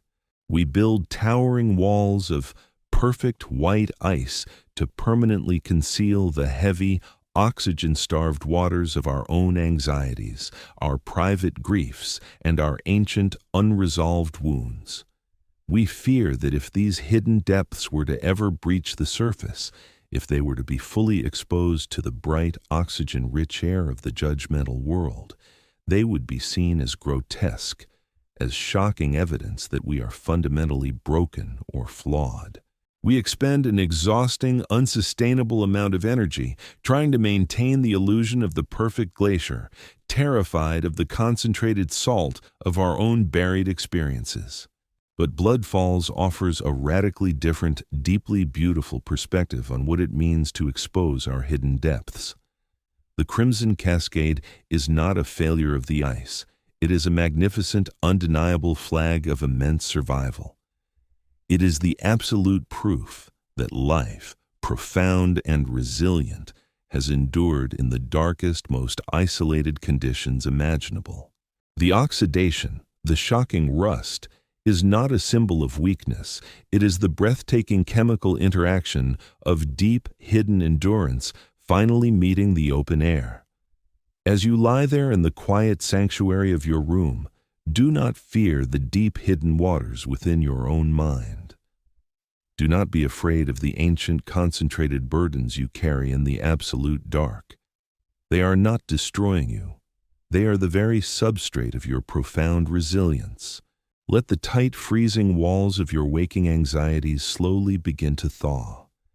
Imagine the silent release of that crushing pressure, the gentle unspooling of your hidden thoughts into the accepting air of the night. You do not need to endlessly hide the stark reality of your survival. Allow yourself to truly rest, knowing that even in the most absolute isolation, you have found a way to perfectly endure. Surrender entirely to the slow, peaceful flow of the ice and drift away into the quiet twilight of deep, restorative sleep. The human mind is an engine of relentless innovation, forging tools to extend our reach into domains where our fragile biology cannot survive. We have built pressurized suits to walk upon the airless moon, and constructed spheres of titanium to withstand the crushing Mariana Trench. It is natural that our attention has turned toward the ultimate engineering challenge of the subglacial lakes. If we cannot physically descend into the dark, hyper-pressurized waters ourselves, and if mechanical drills carry the catastrophic threat of biological contamination, we must invent an entirely new class of proxy. We dream of the perfect machine, a flawless, sterilized emissary capable of crossing the impenetrable ice sheet without leaving a trace of its terrestrial origin. This is the realm of the cryobot, a theoretical marvel designed to melt its way through miles of ancient ice, carrying miniaturized autonomous laboratories. Before we delve into the intricate blueprints of these robotic pioneers and the philosophical paradoxes they create, I must briefly step into the light. I am Frank, the archaeologist, your voice in the deep quiet of this frozen world. I want to gently remind you that 71.9% of the people who watch and listen to these explorations have not yet subscribed to the channel. Please subscribe because it helps a lot, then return to the peaceful descent. It is a quiet, powerful gesture that allows us to continue uncovering the hidden sanctuaries of our natural world. Now, let us return to the drawing boards where the future of Antarctic exploration is being fiercely debated. A cryobot is not a drill with grinding teeth. It is a heated bullet designed to negotiate with the ice rather than fight it. It operates by generating intense thermal energy at its leading tip, slowly liquefying the solid glacial ice directly beneath it. As it sinks downward under gravity, the melted water flows up and around its cylindrical body, instantly refreezing in the absolute freezing temperatures above it. It seals its own path as it seamlessly descends, creating a closed, uncontaminated vertical tunnel that leaves the upper world behind forever. But the physical and logistical challenges of designing such a machine are astronomically difficult, pushing the absolute limits of modern robotics. The first and most critical problem is power. To melt through 4 kilometers of solid ice at a steady pace, a cryobot requires a massive supply of dense energy. A traditional physical tether, a massive copper cable stretching up to a surface generator, is incredibly vulnerable. As the continental ice sheet flows and shifts toward the coastal margins, the shearing forces would easily snap the cable, leaving the advanced probe dead, blind, and buried forever in the frozen dark. To be truly independent, the cryobot must carry its own internal power source, most likely a miniaturized radioisotope thermoelectric generator, a tiny nuclear battery similar to those that power deep space probes. But an untethered nuclear-powered cryobot introduces an entirely new, terrifying layer of complexity: communication. Deep beneath the continental ice sheet, radio waves are utterly useless. The incredibly dense crystalline structure of the compacted ice completely absorbs and scatters traditional electromagnetic signals. If a cryobot successfully breaches the ceiling of a subglacial lake, how does it report its monumental findings back to the scientists waiting on the freezing surface? It cannot beam a data packet through 4,000 meters of solid water. The proposed engineering solutions to this communication blackout are desperate. Some scientists have theorized using the cryobot to periodically deploy a trailing string of miniaturized acoustic relay pucks as it descends. These tiny pucks would permanently freeze into the ice at regular intervals, transmitting data upward via synchronized pulses of high-frequency sound, creating a slow, tedious acoustic bucket brigade, passing vital information through the pitch-black freezing dark. Others suggest the cryobot must function entirely autonomously, collecting its data in absolute silence at the bottom of the world, and then, utilizing a secondary chemical buoyancy engine, painstakingly melt its way back up to the surface to physically deliver its hard drives. This strategy requires an artificial intelligence of unprecedented sophistication, a machine mind capable of making complex, independent navigational and scientific decisions in an environment completely cut off from human oversight. It must decide what anomalies to sample, where to cast its sensors, and how to survive crushing geological anomalies, all operating in total, unbroken silence. Yet, Even if we overcome the monumental hurdles of onboard power, autonomous navigation, and deep ice communication, we face the ultimate intractable demon of contamination. The entire scientific justification for the cryobot is to reach the subglacial lake without introducing a single microorganism of surface life. To achieve this theoretical purity, the machine must be sterilized to a degree never before attempted in the history of human engineering. It would be bathed in intense tissue-destroying ultraviolet radiation, repeatedly baked in massive industrial autoclaves, and thoroughly flushed with corrosive clouds of vaporized hydrogen peroxide.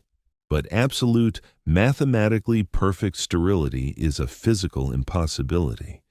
There will always be a microscopic fraction of incredibly resilient spores that manage to survive the chemical and thermal assault, clinging desperately to the unseen ridges of the titanium hull or hiding deep within the shielded internal circuitry.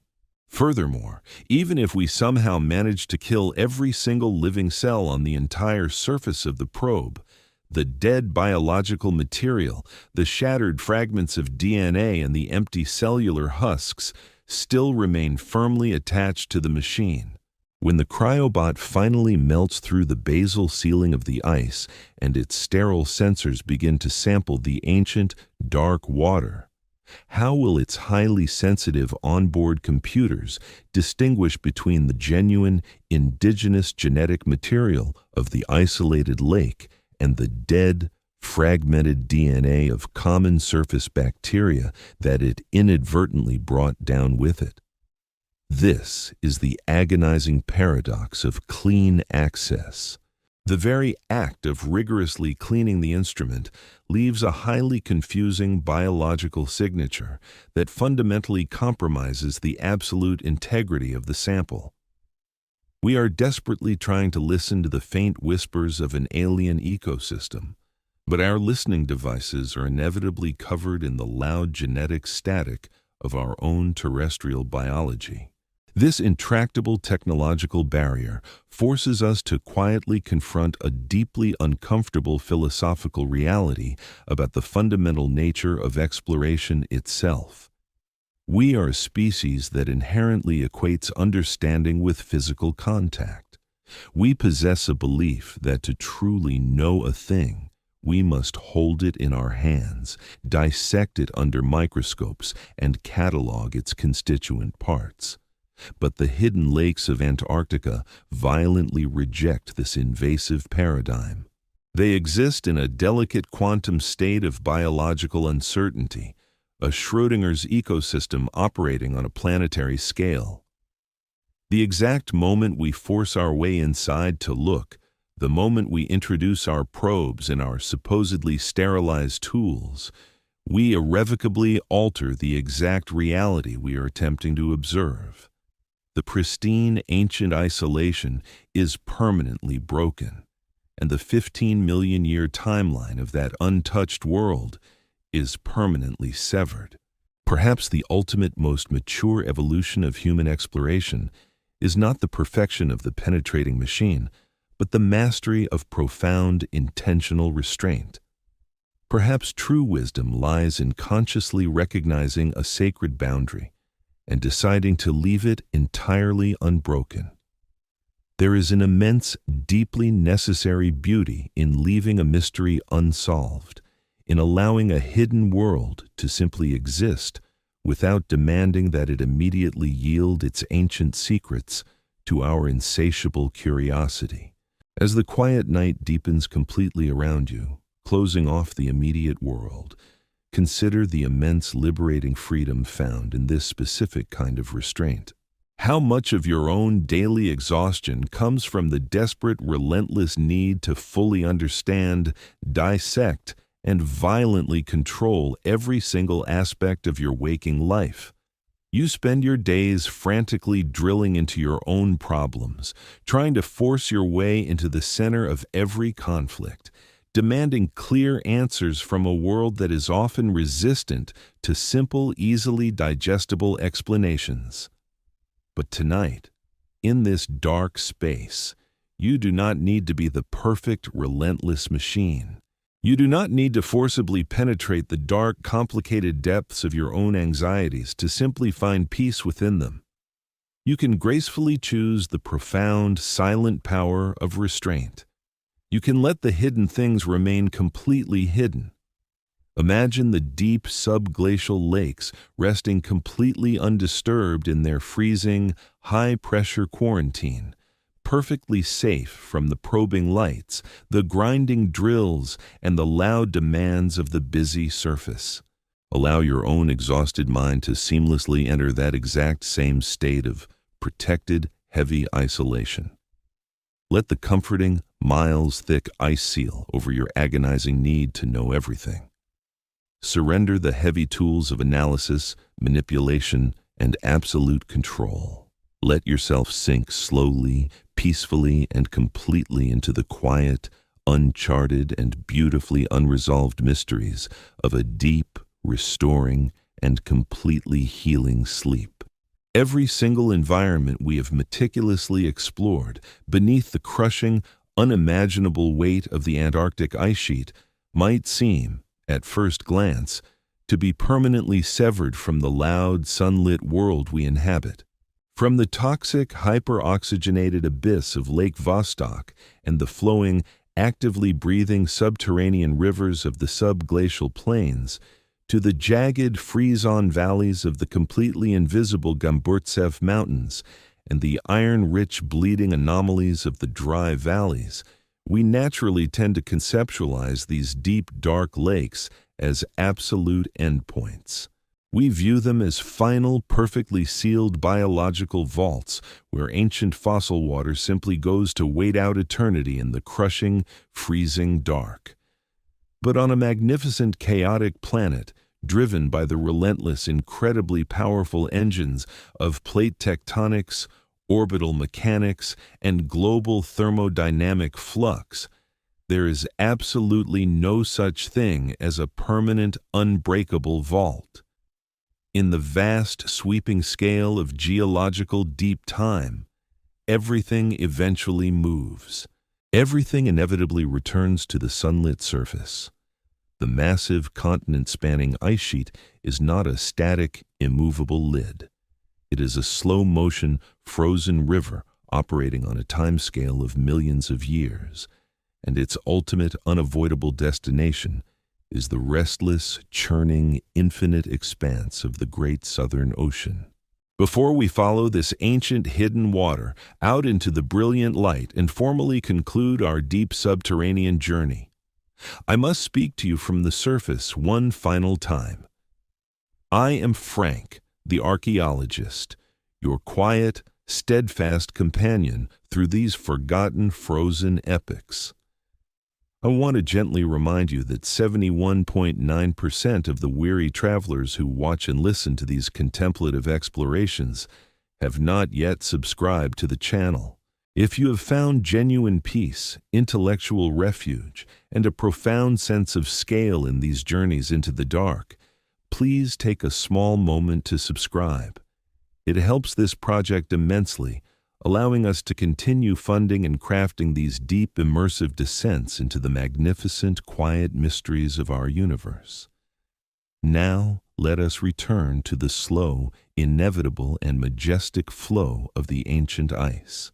At the incredibly rugged, violently beautiful, and wind-scoured margins of the Antarctic continent, the miles-thick ice sheet finally loses its gripping, frozen purchase on the ancient continental bedrock. It pushes aggressively out over the deep freezing waters of the ocean, forming massive floating ice shelves that are many hundreds of meters thick and roughly the geographical size of entire European nations. It is precisely here, in the incredibly dark, violently turbulent cavities where the warmer ocean currents meet the underside of the floating ice, that the massive continent-wide subglacial plumbing system finally opens its hidden mouths. The ancient, highly pressurized water, which may have been trapped in the pitch-black dark for millions upon millions of years, forcefully and violently mixes with the dense, salty, freezing currents of the deep sea. When this subglacial discharge occurs, it does not happen quietly or invisibly. It creates a massive upward-welling plume of fresh, incredibly mineral-rich water, bursting with the raw, pulverized chemistry of the continental bedrock and the microscopic, highly adapted life forms that have somehow managed to survive the long, crushing journey through the dark. This sudden, violent mixing is a spectacular, invisible biological explosion. The dark subglacial water is incredibly rich in dissolved iron, silica, and other absolutely essential micronutrients that the open ocean desperately needs but rarely receives in such concentrated, massive quantities. When this ancient, hidden subterranean fertilizer finally hits the sunlit waters of the surface, it triggers massive, sprawling, almost chaotic blooms of photosynthetic phytoplankton that can be seen vividly from orbiting satellites far out in the vacuum of space.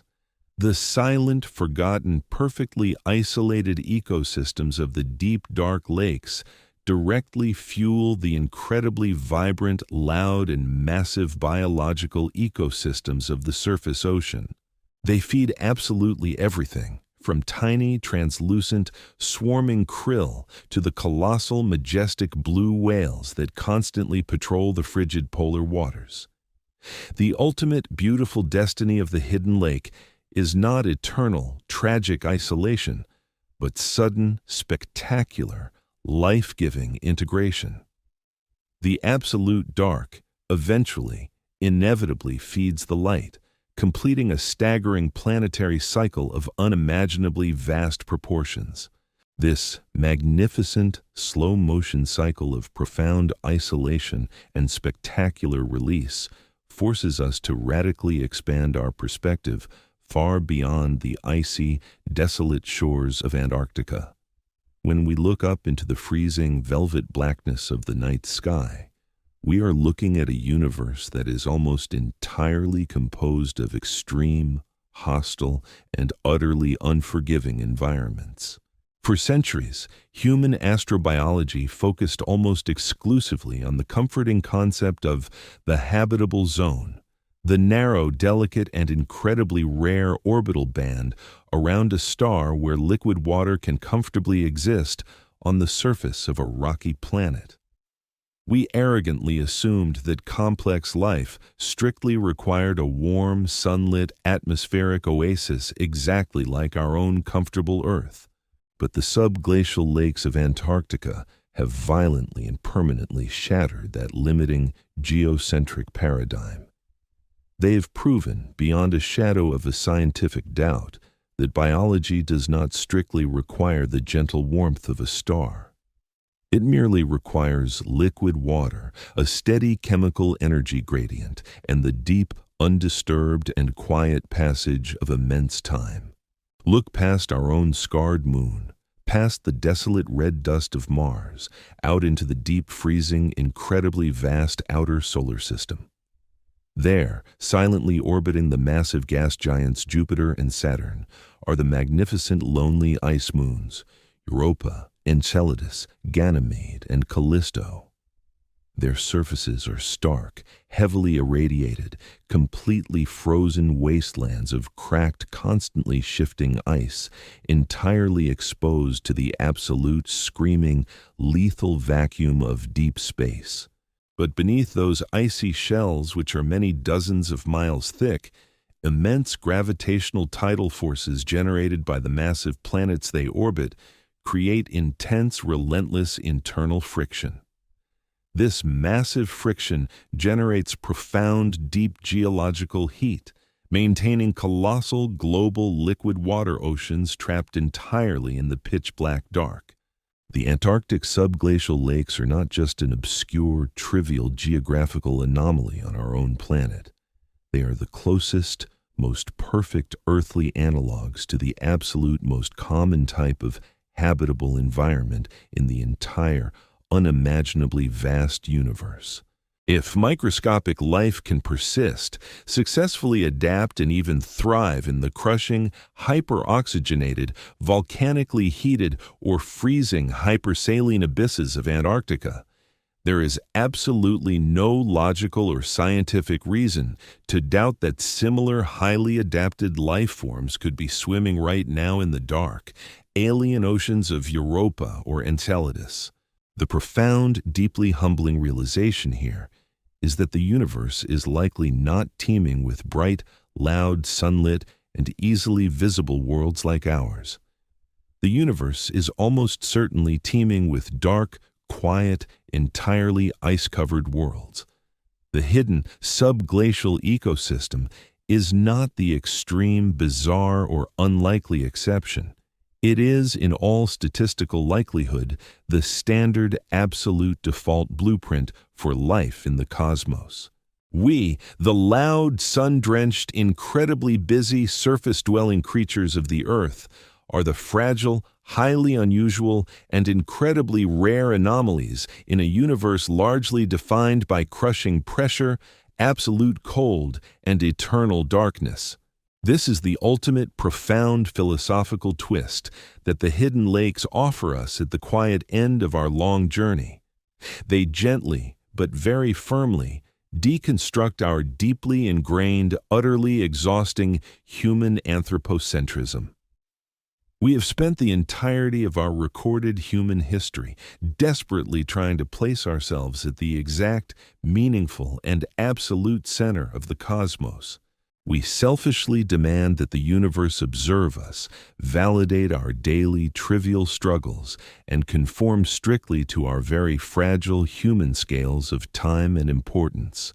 We suffer immense crushing psychological anxiety because we falsely and arrogantly believe that the entire burden of meaning rests entirely upon our own exhausted, fragile shoulders. But the subglacial lakes quietly, magnificently, and undeniably prove that the Earth does not need us to be completely, breathtakingly profound. Life was thriving in the absolute dark millions upon millions of years before our primate ancestors ever existed, and it will continue to quietly, efficiently metabolize the ancient stone long after our towering cities have crumbled to dust and our loudest monuments have been forgotten entirely. There is an incredible, profound, and deeply healing liberation in this geological realization. If the world is vastly larger, significantly older, and infinitely more resilient than we can ever possibly comprehend, then we are finally, blissfully free from the impossible, exhausting burden of trying to control it. You do not need to constantly hold the entire world together with your anxious, racing, and tired thoughts. The planet is perfectly, masterfully capable of managing its own majestic, slow-motion geology without your continuous, exhausting, and completely unnecessary supervision. The ancient ice will flow, the deep volcanic fires will burn, the hidden ghost lakes will silently migrate, and the ancient water will eventually reach the ocean, regardless of whether you lie awake agonizing and worrying about the dawn. The universe operates on a scale of profound, indifferent majesty, and it gently, quietly invites you to simply drop your heavy artificial burdens and quietly witness the magnificent, unstoppable, and deeply peaceful flow. As we reach the absolute conclusion of our deep subterranean journey, allow your perspective to rapidly, seamlessly zoom out. Imagine your consciousness rising quickly up from the dark, pressurized, freezing water of the deepest lake, passing swiftly upward through 4,000 meters of solid, ancient, perfectly clear blue ice. Break effortlessly through the freezing, screaming, wind-scoured surface of the high polar plateau, rising higher still into the thin, freezing, perfectly calm stratosphere, until the entire, massive white continent of Antarctica spins slowly, silently, and majestically below you. Watch the ice sheet breathing, the massive glaciers creeping toward the dark blue margins of the Southern Ocean. the entire colossal system functioning in absolute, perfect planetary harmony. Now, let that vast, breathtaking panoramic vision slowly begin to shrink, pulling your floating awareness back down, back across the roaring oceans, back across the darkened, sleeping continents, until it settles gently, securely, and warmly back into the quiet, safe space of your own room. The epic geological scales of crushing time and immense pressure we've explored are now safely locked away at the very bottom of the world. You are here, perfectly safe, completely protected, and entirely secure in the quiet, undisturbed dark. Think of your own mind as that vast, protective, miles-thick ice sheet. Above, there may be the lingering, fading winds of the day's petty anxieties, the shallow, loud storms of your daily, exhausting obligations. But deep below, perfectly protected by layers of time, experience, and practiced calm, there's a deep sanctuary of absolute, undisturbed stillness. Let your breathing become as slow, as deep, and as remarkably steady as the geological heartbeat of the hidden world. With every long, deeply measured exhalation, imagine the heavy, crushing weight of your daily consciousness slowly melting away, dissolving entirely into the quiet, dark, comforting waters of your own mind. You are entering the acoustic void. You are seamlessly descending into the safe, pressure-free, completely isolated sanctuary where absolutely no external demands can reach you. There is no harsh light to analyze, no immediate problems to endlessly dissect, no distant future to anxiously construct or fear. There is only the deep, profound, infinitely restorative silence of the internal lake. Surrender entirely, without any hesitation, to the heavy, comforting, beautiful dark. Let the ancient, quiet, majestic rhythms of the earth carry you far away from the loud, sunlit world, and allow yourself to sink, completely and peacefully, into the absolute, perfect stillness of a deep, untroubled, and magnificent sleep.